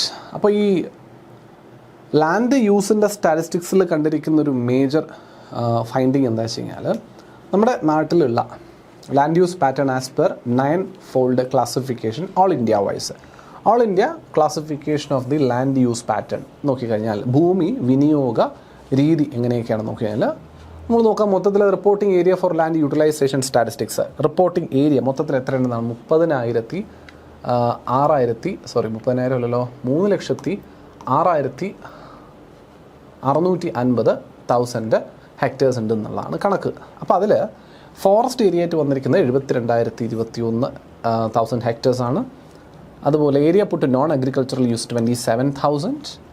Barren and uncultivable land, unculturable ലാൻഡായിട്ട് കണക്ക് കൂട്ടിയിരിക്കുന്ന ഒരു 16,000 ഹെക്ടേഴ്സ് വരുന്നുണ്ട്. Permanent pastures and other grazing land, കന്നുകാലികൾക്കൊക്കെ വേണ്ടി അതിനൊരു 10,000 hectare. Land under miscellaneous tree ക്രോപ്പായിട്ട് ഒരു 2,900 ഹെക്ടർ. കൾച്ചറബിൾ വേസ്റ്റ് ലാൻഡായിട്ട് കിടക്കുന്നത്, എന്നാൽ കൾച്ചർ ചെയ്യാൻ പറ്റും പക്ഷേ അത് വേസ്റ്റ് ലാൻഡായിട്ട് കിടക്കുന്നത് 11,000 ഹെക്ടർ കിടപ്പുണ്ട്. Fallow land other than culturable fallows ഒരു 11,000, current fallow 11,000. Net sown area നോക്കി വേണം 14,705 hectare net sown area net sown area ആയിട്ട് കിടപ്പുണ്ട്, അത് ഇമ്പോർട്ടൻ്റ് ആണ്. അതുപോലെ അഗ്രികൾച്ചറൽ ലാൻഡ്, അപ്പോൾ അഗ്രികൾച്ചറൽ ലാൻഡ് എന്ന് പറയുന്നതിനകത്ത് 5, 6, 7, 8 + 9 ആണ്. 5 എന്ന് പറയുമ്പോൾ land under miscellaneous tree crop, culturable waste land, അതുപോലെ fallow other than current fallow lands. Fallow means തരിശു ഭൂമികൾ. 8 എന്ന് പറയുമ്പോൾ കറണ്ട് ഫാലോ, നിലവിലുള്ള തരിശു ഭൂമികൾ. പിന്നെ 9 നെറ്റ് സോൺ ഏരിയ. ഇത്രയും നമുക്ക് അഗ്രികൾച്ചറൽ ഏരിയ ആയിട്ട് കൺസിഡർ ചെയ്യാൻ വേണ്ടി എടുക്കാൻ പറ്റുന്ന ഏരിയ ആണെന്നാണ് പറയുന്നത് അഗ്രികൾച്ചറൽ ലാൻഡ് എന്ന രീതിയിൽ. അത് മൊത്തത്തിലൊരു 1,79,982 ഹെക്ടർ കിടപ്പുണ്ടെന്നുള്ളതാണ്. ഓക്കെ, കൾട്ടിവേറ്റഡ് ഏരിയ എന്ന് പറയുമ്പോൾ ഏതൊക്കെ വരുള്ളൂ? 8, 9 മാത്രമേ വരുള്ളൂ കേട്ടോ. Current fallow net area zone മാത്രമേ വരുള്ളൂ. അത് പക്ഷേ 1,54,203, 1,79,900 മൊത്തത്തിൽ ഉണ്ട്. അതിൽ കൾട്ടിവേറ്റ് ഇപ്പോൾ കറൻ്റ്ലി കൾട്ടിവേറ്റ് ചെയ്തിരിക്കുന്ന ലാൻഡ് എന്ന രീതിയിൽ കൾട്ടിവേറ്റഡ് ലാൻഡായിട്ട് കണക്കൂട്ടുമ്പോൾ 1,54,203 ഹെക്ടറാണ് വരിക എന്നുകൂടി മനസ്സിലാക്കിയിരിക്കാം. ക്ലിയർ ആണോ? അത് ജസ്റ്റ് ഒന്ന് നോക്കിയിരിക്കാൻ ശ്രമിക്കാം. ജസ്റ്റ് കുറച്ചൊരു ചെറിയൊരു ഇൻഫർമേഷൻ തന്നു എന്ന് മാത്രമേ ഉള്ളൂ. അതുപോലെ ഇറിഗേറ്റഡ് ഏരിയയുടെ ഒരു കണക്ക് പരിശോധിക്കാനാണെങ്കിൽ source wise irrigated area, government കനാലുകൾ മുഖാന്തരം ഇറിഗേറ്റ് ചെയ്യുന്നത്, ഇറിഗേറ്റഡ് ഏരിയയിൽ ഗവൺമെൻറ് കനാൽ മുഖാന്തരം ഇറിഗേറ്റ് ചെയ്യുന്നത് 17,959 ഹെക്ടറാണ്. 17,959 ഹെക്ടറുകളാണ് ഇൻ 1,000 ഹെക്ടേഴ്സ്. 1,000 ഹെക്ടേഴ്സാണ് കൾട്ടിവേറ്റ് ചെയ്യുന്നത്. മീൻസ് ഗവൺമെൻറ് കനാൽസ് ആയിട്ട് പോവുക. പ്രൈവറ്റ് കനാലുകളായിട്ടൊരു 165. ടോട്ടൽ കനാൽസ് അതുകൊണ്ട് എത്ര? 18,124 ഹെക്ടർ പറയുന്നു. ടാങ്ക് ഇറിഗേഷൻ സംവിധാനം വഴി 2,235 ഹെക്ടർ. ട്യൂബ് വെല്ലുകൾ വഴി 39,134 ഹെക്ടർ ഹെക്ടർ ഇറിഗേറ്റ് ചെയ്യപ്പെടുന്നുണ്ട്. 39,134 ട്യൂബ് വെല്ലുകൾ വഴിയിട്ടുള്ള ഇറിഗേഷൻ സംവിധാനമാണ്. മറ്റ് കിണറുകൾ വഴി, ട്യൂബ് വെല്ല് അല്ലാണ്ട് വരുന്ന കിണറുകൾ വഴി 10,672, ഏകദേശം അതിൻ്റെ 1/3 താഴെ മാത്രമേ ഉള്ളൂ. മറ്റ് സോഴ്സസ് എല്ലാം കൂടി ചേർത്ത് 9,147 ഹെക്ടർ ഏരിയയാണ് ഇറിഗേറ്റ് ചെയ്യപ്പെടുന്നത് മൊത്തത്തിൽ. അതുകൊണ്ട് തന്നെ നെറ്റ് ഇറിഗേറ്റഡ് ഏരിയ ഒന്ന് പരിശോധിച്ചാൽ നെറ്റ് ഇറിഗേറ്റഡ് 3 + 4 + 5 + 6 + 7, 3, 4, 5, 6, 7 എന്ന് പറയും ടോട്ടൽ കനാൽസ് അല്ലേ. ടോട്ടൽ കനാൽ സിസ്റ്റം പ്രൈവറ്റും ഗവൺമെൻറ്റും കൂടെ ചേർത്തത്. ടാങ്ക്, ട്യൂബ് വെല്ല്, മറ്റ് വെല്ലുകൾ, മറ്റ് സോഴ്സുകൾ, അങ്ങനെ മൊത്തത്തിൽ നെറ്റ് ഇറിഗേറ്റഡ് ഏരിയ പരിശോധിച്ചാൽ 79,312,000 ഹെക്ടേഴ്സ് അല്ലെങ്കിൽ ഹെക്ടേഴ്സ് എന്ന രീതിയിൽ നമുക്ക് കണക്ക് കൂട്ടാൻ പറ്റും നെറ്റ് ഇറിഗേറ്റഡ് ഏരിയ എന്ന് പറയുന്നത്. ഗ്രോസ് ഇറിഗേറ്റ് ഇതാണ് ശരിക്കും വരുന്നത്. ഗ്രോസ് ഇറിഗേറ്റഡ് 1,22,294 ഹെക്ടറും ഉണ്ട്. ഗ്രോസ് ഇറിഗേറ്റഡ് ഏരിയ നമുക്ക് വേണമെന്നില്ല, നെറ്റ് ഇറിഗേറ്റഡ് ഏരിയ മാത്രമാണ് നമ്മുടെ പരീക്ഷകളിൽ സ്റ്റേറ്റ്മെൻ്റ് ആയിട്ടൊക്കെ വരാൻ സാധ്യതയുള്ളൊരു ഏരിയ. അത് നെറ്റ് ഇറിഗേറ്റഡ് ഏരിയ 79,312 ഹെക്ടർ ഏരിയയാണ് ഇറിഗേറ്റ് ചെയ്യപ്പെട്ടിരിക്കുന്നത് കണക്കാക്കാൻ പറ്റുക. നമ്മുടെ രാജ്യത്തെ ലാൻഡ് യൂസ് പാറ്റേൺ നോക്കിയാൽ the national bureau of soil survey and land use planning പ്രകാരം the net sown area is actually 46% എന്നാണ് പറയുന്നത്. ഏരിയ പ്രസൻ്റ്ലി അണ്ടർ കൾട്ടിവേഷൻ, അത് നിലവിൽ കൃഷിയുള്ള നമ്മുടെ നാട്ടിലെ ഏരിയ എന്ന് പറയുന്നത് 46%. Fallow land, the land which is fit for cultivation but presently not. Fallow land എന്ന് പറയുന്നത് തരിശുഭൂമി, അതായത് കൃഷിക്ക് അനുയോജ്യമാണ് പക്ഷേ കൃഷി ചെയ്യുന്നില്ല. അത് കറണ്ട് ഫാലോ ലാൻഡായിട്ട് നിൽക്കുന്ന 4 to 5% ആണ്. ഒരു വർഷത്തിൽ ഒരു വർഷമായിട്ട് കൃഷിയൊന്നും ചെയ്യാതെ നിൽക്കുന്നതാണ് കറണ്ട് ഫാലോ എന്ന് പറയുന്നത്. ഈ ഒരു വർഷത്തിൽ കൂടുതലായിട്ട് കൃഷി ചെയ്യാൻ നിൽക്കുന്ന സ്ഥലമാണ് ഈ അതർ ഫാലോയിൽ, മറ്റ് തരിശുഭൂമികൾ എന്ന രീതിയിൽ പറഞ്ഞാൽ അത് ഒരു 4 to 5% പറയുന്നു എന്നുള്ളതാണ്. 5 വർഷത്തിൽ താഴെ ഒരു വർഷത്തിന് മുകളിലായിട്ട് കൃഷി ചെയ്യാൻ നിൽക്കുന്ന സ്ഥലങ്ങളാണ് അതർ ഫാലോ. കറണ്ട് ഫാലോ എന്ന് പറയുമ്പോൾ ഈ വർഷത്തിൽ കൃഷി ചെയ്തിട്ടില്ല എന്ന് പറയുന്ന ഫാലോ ലാൻഡുകളുമാണ്. അത് ഓർത്ത് വെച്ചോണം. ഈ സാധനങ്ങളൊക്കെ ചിലപ്പോൾ കണക്കായിട്ട് ചോദിക്കാൻ സാധ്യതയുണ്ട് അല്ലേ. നെറ്റ് ഏരിയ സോൺ എത്രയുണ്ട്? 46% ഉണ്ട്. 2 ഫാലോ ലാൻഡ്സ് കൾട്ടിവേഷന് ഫിറ്റാണ് പക്ഷേ കൾട്ടിവേറ്റ് ചെയ്യുന്നില്ല നിലവിൽ. അതിൽ കറണ്ട് ഫാലോ ഉണ്ട്, അതർ ഫാലോ ഉണ്ട്. കറണ്ട് ഫാലോ എന്ന് പറയുമ്പോൾ ഈ വർഷം കൾട്ടിവേറ്റ് ചെയ്യാത്ത ഭൂമി. അതർ ഫാലോ എന്ന് പറയുമ്പോൾ ഈ ഒരു വർഷമായിട്ടല്ല, അതിന് കൂടുതലായി കൾട്ടിവേറ്റ് ചെയ്യുന്നില്ല, ബട്ട് ലെസ് ദാൻ 5 years, ഒരു 5 വർഷത്തിൽ താഴെ എന്നാൽ ഒരു വർഷത്തിന് മുകളിലായിട്ട് കൾട്ടിവേറ്റ് ചെയ്യാത്ത സ്ഥലമാണ് അതർ ഫാലോ ലാൻഡായിട്ട് കൺക്ലൂഡ് ചെയ്യുക. പിന്നെ ഉള്ളത് കൾച്ചറബിൾ വേസ്റ്റ് ലാൻഡ് എന്ന് പറയും. The land that have been left fallow or uncultivated continuously four over 5 years. 5 വർഷത്തിന് മുകളിലായി കൾട്ടിവേറ്റ് ചെയ്യാതെ നിൽക്കുന്ന പിന്നെ ഫാലോ ലാൻഡുകളെയാണ് കൾച്ചറബിൾ വേസ്റ്റ് ലാൻഡ് എന്ന രീതിയിൽ പറയാം. അതൊരു 4 to 5% പറയുന്നു. This can be made cultivable through reclamation practices such as providing irrigation and other facility. ഇപ്പോൾ സോയിൽ ഇംപ്രൂവ്മെൻറ്റ് ടെക്നിക്കുകൾ, ഇറിഗേഷൻ പോലുള്ള സംവിധാനങ്ങളൊക്കെ കൊടുത്തിട്ട് ഈ ലാൻഡിനെയും കൾച്ചറബിൾ വേസ്റ്റ് ലാൻഡ് എന്ന് പറയുന്ന കാറ്റഗറി. ആരാണ് കൾച്ചറബിൾ വേസ്റ്റ്? 5 വർഷത്തിന് മുകളിലായി കൃഷി ചെയ്യാതെ കിടക്കുന്ന സ്ഥലമാണ് കൾച്ചറബിൾ വേസ്റ്റ് ലാൻഡ് എന്ന് പറയുന്നത്. അത് വേണമെങ്കിൽ നമുക്കൊന്ന് റിവൈവ് ചെയ്തെടുക്കാൻ പറ്റുന്നതാണ്. റിക്ലമേഷൻ നടക്കുന്നതാണ് പറയുന്നത്. പിന്നുള്ളത് ബാരൻ ആൻഡ് വേസ്റ്റ് ലാൻഡ്സ്. ഒരു 6 to 7% ബാരൻ ലാൻഡ് വേസ്റ്റ് ലാൻഡുകൾ എന്ന് പറയും. The land which cannot be brought under cultivation with existing technology. നിലവിലെ സാഹചര്യങ്ങൾ വെച്ചൊന്നും ഈ കൃഷിക്ക് അനുയോജ്യമായ രീതിയിൽ മാറ്റിയെടുക്കാൻ പറ്റാത്തതാണ് വേസ്റ്റ് ലാൻഡ് എന്ന കാറ്റഗറി തന്നെ പെടുത്തിയിരിക്കുന്നത്. പിന്നുള്ളത് പാസ്ചർ ലാൻഡാണ്. ഗ്രാസ് ലാൻഡുകൾ, പുൽമേടുകളെയാണ് നമ്മൾ ഈ പാസ്ചർ ലാൻഡുകൾ എന്ന് പറയുന്നത്. അപ്പോൾ അത് ഈ ആൾക്കാർക്ക് ഈ കന്നുകാലികൾക്കൊക്കെ മെയ്യുന്നതിന് വേണ്ടിയിട്ട് ഉപയോഗിക്കാൻ വേണ്ടിയിട്ടേ ഉള്ളൂ. അതൊരു 3 to 3.5%. പിന്നുള്ളത് അർബൻ ലാൻഡാണ്. 8 to 10% urban land. അവിടെ ഈ കെട്ടിടങ്ങൾ, ഇൻഫ്രാസ്ട്രക്ചർ, പാലം, ഹൈവേസ്, റോഡുകൾ അല്ലേ, ഇങ്ങനത്തെ സംവിധാനങ്ങളെല്ലാം ഇൻഫ്രയൊക്കെ കൂടി ചേർന്ന് വരുന്നതാണ് ഒരു 8 to 10% ഓഫ് ദി ഏരിയ എന്ന് പറയുന്നത്. പിന്നെ ട്രീ കവറും ഗ്രൂവ്സും ഒക്കെ കൂടെ ചേർന്ന്, മാൻഗ്രൂവ്സ് ഒക്കെ കൂടി ചേർന്നിട്ട് ഒരു 1% ഉണ്ട്. Land under fruit orchards and secret groves come under this category. നമ്മുടെ ട്രീസും മറ്റും ഫോറസ്റ്റ് കവർ ഒരു 23% വരുന്നുണ്ടെന്ന് മനസ്സിലാക്കിയിരിക്കാം. അതാണ് ഈ ഒരു ഇന്ത്യയിൽ വരുന്ന ഒരു ലാൻഡ് യൂസിൻ്റെ ഒരു സ്ട്രാറ്റജി അല്ലെങ്കിൽ ഒരു പ്രാക്ടീസ് ഏത് രീതിയിലാണെന്നുള്ളതിൻ്റെ ഒരു കണക്ക്. The land according to its ownership can broadly be classified under 2 broad heads. ഏതൊക്കെയാണ്? ഒന്ന് private land, 2 common property resources. While the former is owned by an individual, അതായത് പ്രൈവറ്റ് ലാൻഡ് എന്ന് പറയുന്നത് ഒരു ഇൻഡിവിജ്വൽ ഓൺ ചെയ്തതാണെങ്കിൽ ഓർ ഒരു group of individuals own ചെയ്തതാണെങ്കിൽ the latter is owned by the state മെൻറ്റ് for the use of the community. അതായത് ഈ കോമൺ പ്രോപ്പർട്ടി റിസോഴ്സ് എന്ന് പറയും. അതായത് പബ്ലിക് എന്നല്ല പറയാം, പ്രൈവറ്റും പബ്ലിക്കും നമ്മൾ ജനറലി പ്രയോഗത്തിൽ പറയും. 2 ടൈപ്പിൽ ലാൻഡ് ഉണ്ട്, ഒന്ന് പ്രൈവറ്റ് ലാൻഡ്, ഒന്ന് പബ്ലിക് ലാൻഡ് എന്ന രീതിയിൽ ജനറലി നമ്മൾ പറയുമെങ്കിലും ഇതിൽ പ്രൈവറ്റ് ലാൻഡ് എന്ന് പറയുന്നത് ഒരു ഇൻഡിവിജ്വലോ അല്ലെങ്കിൽ ഒരു ഗ്രൂപ്പ് ഓഫ് ഇൻഡിവിജ്വലോ ചേർന്ന് ഓൺ ചെയ്യുന്നതായിരിക്കും. പക്ഷേ രണ്ടാമത്തെ ആൾ അത് പബ്ലിക് അല്ല, ജനറലി പറയുന്നത് കോമൺ പ്രോപ്പർട്ടി റിസോഴ്സ് എന്നാണ് പറയുക. എന്താ പറയുക? Common property resource. അത് ഗവൺമെൻറ് ആയിരിക്കും ഓൺ ചെയ്യുക and for the well wishing of the അല്ലെങ്കിൽ for the welfare of the സ്റ്റേറ്റിൻ്റെ വെൽഫെയറിന് വേണ്ടിയിട്ട്. ദി CPRs, ഈ കോമൺ പ്രോപ്പർട്ടി റിസോഴ്സിനെയാണ് CPR എന്ന് വിളിക്കുക. ഇനി അങ്ങനെ പറയാം. The CPRs provide fodder for the livestock and fuel for the households along with other minor forest producers like fruits, nuts, fiber, medicinal plants etc. അവരുടെ പ്രധാനപ്പെട്ട എന്താ പറയുക സപ്പോർട്ട് എങ്ങനെയൊക്കെ വരുന്നുള്ള ഫ്യൂവല്, അതുപോലെ ലൈഫ് സ്റ്റോക്കിന് വേണ്ടിയിട്ടുള്ള ഫോഡർ, കന്നുകാലികൾക്ക് ചെയ്യാനുള്ളത്, അത് പിന്നെ ഈ ഫ്രൂട്ട്സോ വെജിറ്റബിൾസോ കുറച്ച് നട്ട്സ്, ഫൈബേഴ്സ്, മെഡിസിനൽ പ്ലാന്റ്സ്, ഇതിൻ്റെയൊക്കെ ഉൽപ്പാദനം ഈ പറയുന്ന പ്രദേശങ്ങളിൽ നടക്കാറുണ്ടെന്നുള്ളതാണ്. ഇന്ത്യയിലെ ക്രോപ്പിംഗ് ഇൻറ്റൻസിറ്റി ഒന്ന് പരിശോധിച്ചാൽ it is a measure of how efficiently a piece of land is used for cultivation within a single agricultural year. അതിനാണ് നമ്മൾ ക്രോപ്പിംഗ് ഇൻറ്റൻസിറ്റി എന്ന് പറയുന്നത്. The cropping intensity, it is the measure of how efficiently a piece of land is used for cultivation. എത്രത്തോളം എന്താ പറയുക എഫിഷ്യൻ്റായിട്ട് ഒരു piece of ലാൻഡിനെ കൃഷിക്കായി ഉപയോഗിക്കുന്നു എന്നുള്ളതിനാണ് നമ്മൾ ഈ ഒരു ക്രോപ്പിംഗ് ഇൻറ്റൻസിറ്റി കൊണ്ട് കണക്ക് കൂട്ടുക എന്നുള്ളതാണ്. It represent the number of crops grown on the same field during that period. Cropping intensity is the ratio of the gross cropped area to net sown area expressed as a percentage. ഒരു percentage കണക്കിൽ നമുക്ക് express ചെയ്യാൻ പറ്റും cropping intensity. എന്താ cropping intensity കണ്ടുപിടിക്കേണ്ട equation? അതായത് gross cropped area, ആകെ മൊത്തമുള്ള cropped ഏരിയയാണ് gross cropped area എന്ന് പറയുന്നത്. അപ്പോൾ അതാണ് ഗ്രോസ് ക്രോപ്ഡ് ഏരിയ GCA എന്ന് പറയാൻ തന്നിരിക്കുന്നത്, ഡിവൈഡഡ് ബൈ എന്താണ് net sown area, gross cropped area divided by net sown area.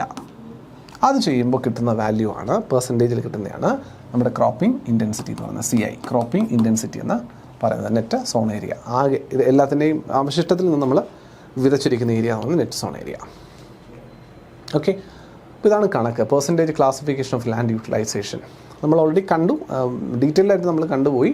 അതിൻ്റെ ഒരു അളവുകോൽ ഇതിനകത്ത് മെൻഷൻ ചെയ്തിരിക്കുക, അതിൻ്റെ ഒരു പൈ ചാർട്ട് കൂടി കാണിച്ചിരിക്കുന്നത് മാത്രമാണ് കേട്ടോ. Net area zone 46%. അപ്പോൾ ഏറ്റവും കൂടുതൽ ഇന്ത്യയിലുള്ള ലാൻഡിൻ്റെ യൂസേജ് എങ്ങനെയാണ് പോയിരിക്കുന്നതെന്ന് ചോദിച്ചാൽ അത് നെറ്റ് സോൺ ഏരിയ ആയിട്ട് തന്നെയാണ് യൂട്ടിലൈസ് ചെയ്തിരിക്കുന്നത്. അല്ലാതെ കൺസ്ട്രക്ഷന് വേണ്ടിയിട്ടാണ്, ഫോറസ്റ്റിനാണ് വേണ്ടിയിട്ടൊന്നും പറയരുത്. ഏറ്റവും കൂടുതൽ ഇന്ത്യയിലെ ലാൻഡ് യൂട്ടിലൈസ് ചെയ്തിരിക്കുന്ന നെറ്റ് സോൺ ഏരിയ തന്നെയാണ്, വിതച്ചിരിക്കുന്ന ഏരിയ തന്നെയാണ്. രണ്ടാം സ്ഥാനത്ത് നിൽക്കുന്നത് ഫോറസ്റ്റാണ്, ഡെഫിനറ്റ്ലി 24% ഇത് ഫോറസ്റ്റാണ് വരിക. രണ്ടാം സ്ഥാനത്ത് നിൽക്കുന്നത് ഫോറസ്റ്റാണ് വരിക. മൂന്നാം സ്ഥാനത്ത് നിൽക്കുന്ന area under non agricultural use ആണ്. പിന്നെയുള്ള മൂന്നാം സ്ഥാനത്ത് നിൽക്കുന്നത് നോൺ അഗ്രികൾച്ചറൽ യൂസ്, നമ്മൾ പറഞ്ഞില്ലേ അർബൻ ലാൻഡ് എന്ന് നമ്മൾ പറഞ്ഞില്ലേ, മനസ്സിലാവുന്നുണ്ടോ?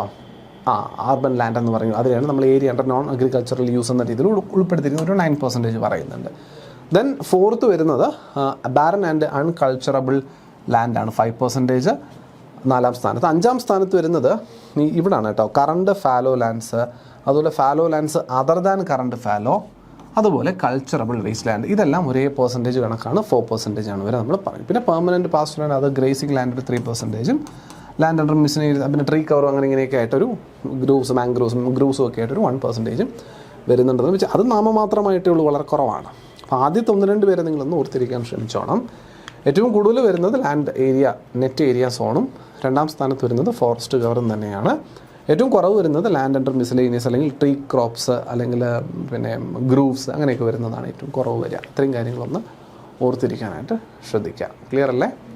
ചിത്രം കാണാമെന്ന് പ്രതീക്ഷിക്കുന്നു. ഒരു സ്ക്രീൻഷോട്ട് കൂടി എടുത്തു വെക്കാം. യെസ്, അപ്പോൾ ഇത്രയുമാണ് നമ്മുടെ ഇന്നത്തെ പാർട്ടിൽ ഡിസ്കസ് ചെയ്യാൻ ഉദ്ദേശിച്ചിരിക്കുന്ന ഘടകങ്ങൾ. പ്രധാനമായിട്ടും നമ്മുടെ ക്രോപ്പിംഗ് സീസൺസ് ഒന്ന് മനസ്സിലാക്കേണ്ടതുണ്ടായിരുന്നു. ക്രോപ്പിംഗ് സീസൺസ് മനസ്സിലാക്കുന്നതിനോടൊപ്പം തന്നെ അതുമായി ബന്ധപ്പെട്ട് ക്രോപ്പിങ്ങിൻ്റെ രീതികൾ ഇന്ത്യയിൽ എങ്ങനെയാണ്, ഇന്ത്യയിലെ ലാൻഡ് യൂസ് പാറ്റേൺ എന്താണെന്നുള്ളതൊക്കെയാണ് നമ്മൾ അവസാനം പറഞ്ഞത്. അതൊക്കെ ജസ്റ്റ് നമ്പേഴ്സാണ്. And these numbers are actually changing. These numbers will change.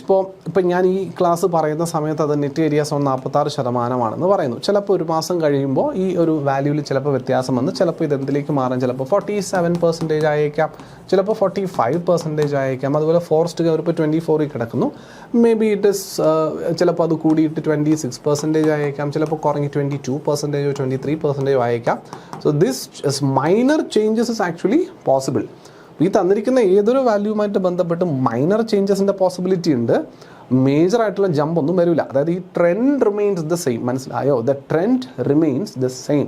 അതിൽ വേരിയസ് മീൻസ് മേജർ ആയിട്ടുള്ള ഡിഫറൻസ് വരില്ല അൺലെസ് റെവല്യൂഷണറി ചേഞ്ചസ് ഹാപ്പനിങ്. നമ്മൾ ഈ ഗ്രീൻ റെവല്യൂഷനും വൈറ്റ് റെവല്യൂഷൻ്റെയൊക്കെ കാര്യം പറഞ്ഞ പോലെ ഒരു വിപ്ലവകരമായിട്ടുള്ള മാറ്റം ഉണ്ടാകാത്തിടത്തോളം വലിയ മാറ്റങ്ങളൊന്നും ഈ നമ്പറുകളിൽ ഉണ്ടാവാൻ പോലുള്ള. The ratio remains the same. എപ്പോഴും ഒന്നാം സ്ഥാനം നെറ്റ് സോൺ ഏരിയ തന്നെ ആയിരിക്കും, രണ്ടാം സ്ഥാനം ഫോറസ്റ്റ് കവറും ആയിരിക്കുക തന്നെ ചെയ്യും എന്നുള്ളതാണ് മനസ്സിലാക്കേണ്ടത്. പിടികിട്ടുന്നുണ്ടോ? വാല്യൂ മാറിക്കഴിയുമ്പോൾ സാർ ഇത് 23 ഡേറ്റ അല്ലേ? അതെ, 23 ഡേറ്റയാണ്. അത് കഴിഞ്ഞിട്ടുള്ള ഡേറ്റയിൽ അപ്പോൾ എന്തോ വ്യത്യാസം വരും എന്ന് ചോദിച്ചാൽ this is the difference that can actually arise. ചെറിയ പെർസെൻറ്റേജ് ഡിഫറൻസസ് മറ്റും ഉണ്ടായേക്കാം. That's all. ക്ലിയർ അല്ലേ? സെറ്റ്. അപ്പോൾ അടുത്ത നമ്മുടെ ക്വസ്റ്റ്യൻ ഡിസ്കഷൻസിലേക്ക് പോകുന്നത് മറ്റൊരു വീഡിയോ പോലെയാണ് നിങ്ങളിലേക്ക് തരിക as usual. So the part 4 of the Indian agricultural sector നമ്മൾ ഇന്ന് ഡിസ്കസ് ചെയ്ത ഘടകങ്ങൾ പ്രധാനമായിട്ടും എന്തായിരുന്നു?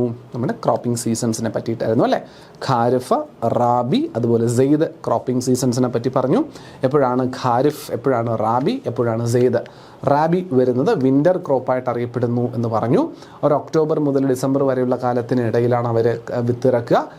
ഏപ്രിൽ മെയ് മാസം ആ ഒരു സമയത്തിനുള്ളിൽ തന്നെ വിളവെടുക്കുന്ന കാര്യം പറഞ്ഞു. റാബി. ഖാരിഫ് ആവുന്ന സമയത്ത് അതിനെ എന്താ പറയുക, മൺസൂൺ ക്രോപ്സ് എന്ന് വിളിച്ചതാണ്. സോ ഒരു ജൂൺ ജൂലൈ മാസത്തിലാണ് വിളവിറക്കുക. ഒരു ഒക്ടോബർ മാസം, സെപ്റ്റംബർ ഒക്ടോബർ കൊണ്ട് വിളവെടുപ്പും നടക്കുകയാണ് എന്ന് നമ്മൾ പഠിച്ചതാണ് ഖാരിഫിൻ്റെ കാര്യത്തിൽ. അപ്പോൾ ഖാരിഫിനും റാബിക്കും ഇടയിൽ വരുന്ന ഒരു പീരീഡിനെ ഫില്ല് ചെയ്യാൻ വേണ്ടിയിട്ടാണ് നമ്മളൊരു സെയ്ദ് സീസണും കൂടി ഇൻക്ലൂഡ് ചെയ്യുന്നത്, which is mostly cultivated by vegetables and fruits ഒക്കെ വരുന്ന ഒരു ഏരിയയാണ്. Which is summer. അതിന് കൂടുതൽ ചൂട് വേണ്ട ഒരു സാഹചര്യമാണ്. ഫ്രൂട്ട്സ് ഒക്കെ ഫ്ലവർ ചെയ്യുന്നതിന് വേണ്ടി കൂടുതൽ ചൂട് ആവശ്യമുള്ള സമയമാണെന്നുള്ളതുകൊണ്ട് അങ്ങനെ കൾട്ടിവേറ്റ് ചെയ്യുന്നു. അതിൻ്റെ ഈ കാലങ്ങളും അതിൻ്റെ ഉദാഹരണങ്ങളും ഒക്കെ നമ്മൾ ആ കൂട്ടത്തിൽ പറഞ്ഞുമൊക്കെ പോയി. ഫാക്റ്റാണ്, കാണാതെ പഠിക്കേണ്ടതാണ്. ഉദാഹരണങ്ങളൊന്ന് ടേബിളിൽ നമ്മൾ ഓൾറെഡി ടേബിൾ തന്നിട്ടുണ്ട്. ആ ടേബിളിലേക്ക് നിങ്ങളും ആ ടേബിൾ പോലെ തന്നെ വരച്ചിട്ടാൽ മതി. എന്നിട്ട് അഡീഷണലി നോട്ടിൽ പറഞ്ഞ എക്സാമ്പിൾസും കൂടി അതിലേക്ക് ഇൻക്ലൂഡ് ചെയ്യപ്പെട്ടുകൊണ്ടിരിക്കുക. ടൊബാക്കോ റാബിയുടെ ഉദാഹരണമായിട്ടാണ് വരുന്നത് എന്ന് നമ്മൾ അവസാനം സൂചിപ്പിച്ചു. ആദ്യത്തതിലില്ലായിരുന്നതാണ്, അതുകൊണ്ട് അഡീഷണലി എടുത്തു പറഞ്ഞു എന്ന് മാത്രം. ബാക്കി പറഞ്ഞത് ഇത് തന്നെയാണ്. നമ്മുടെ ഇറിഗേഷൻ ഇൻറ്റൻസിറ്റി എത്രത്തോളം വന്നു എന്നുള്ളത് നമ്മൾ കണ്ടു. ക്രോപ്പിംഗ് ഇൻറ്റൻസിറ്റി എത്രത്തോളം സംഭവിച്ചു, നെറ്റ് ഏരിയ, കൾട്ടിവേറ്റഡ് ഏരിയ എത്രത്തോളം ഓരോന്നിനും ഓരോ വർഷം 2013, 14 തൊട്ട് 23, 24 വരെയുള്ളതിൻ്റെ ഒരു ജസ്റ്റ് ഒരു ടേബിളാർ ഫോർമേഷൻ ഒന്ന് കണ്ടുപോയി. കൂടിയോ കുറഞ്ഞോ നെറ്റ് കഴിഞ്ഞ 10 വർഷത്തിൽ സംഭവിച്ചതിൽ കൂടുതലാണോ കുറവാണോ ഉണ്ടായത്? കൂടുതലാണ് നെറ്റ് ഏരിയ, കൾട്ടിവേഷൻ ഏരിയയിൽ കൂടുതലുണ്ടായി എന്നുള്ളത് നമുക്ക് കാണാൻ സാധിച്ചു. ഇന്ത്യയുടെ കാര്യമാണ് ഈ പറയുന്നത്, കേരളത്തിൻ്റേതല്ല. പിന്നെ പറഞ്ഞത് നമ്മുടെ ലാൻഡ് യൂസ് പാറ്റേണുമായിട്ട് ബന്ധപ്പെട്ട ഘടകമായിരുന്നു. ഇന്ത്യയിൽ ഭൂമി എന്തൊക്കെ രീതിയിൽ വിനിയോഗിക്കുന്നു എന്നുള്ളത് മനസ്സിലാക്കലാണ് ഈ ലാൻഡ് യൂസ് എന്നതിൽ നിന്ന് നമ്മൾ മനസ്സിലാക്കിയത്. അങ്ങനെ ഏറ്റവും കൂടുതൽ ഇന്ത്യയിൽ ഭൂമി എന്തിനൊക്കെ വിനിയോഗിക്കപ്പെടുന്നു, അല്ലെങ്കിൽ എവിടെയൊക്കെ എങ്ങനെയൊക്കെ കിടക്കുന്നു എന്നുള്ളത് നമ്മൾ പഠിക്കുകയും ചെയ്തു, മനസ്സിലാക്കുകയും ചെയ്തു. സോ ദാറ്റ് ബീങ് സെഡ്, നമുക്ക് ഇന്നത്തെ ഈ ഒരു സെഷനിൽ ഈ പറഞ്ഞ കാര്യങ്ങൾ നിങ്ങൾക്ക് മനസ്സിലായിട്ടുണ്ടാകുമെന്ന പ്രതീക്ഷയോടുകൂടി ഈ ഒരു ദിവസത്തെ അധ്യായം ഇവിടെ അവസാനിക്കുന്നു. അടുത്ത ദിവസം മറ്റൊരു കണ്ടൻറ്റ്, അതായത് ഇതിൻ്റെ വിശദീകരണവും അല്ലെങ്കിൽ വിശകലനവുമായി കാണാം. അതുവരെ ഏവർക്കും നമസ്കാരം, നന്ദി, താങ്ക് യു.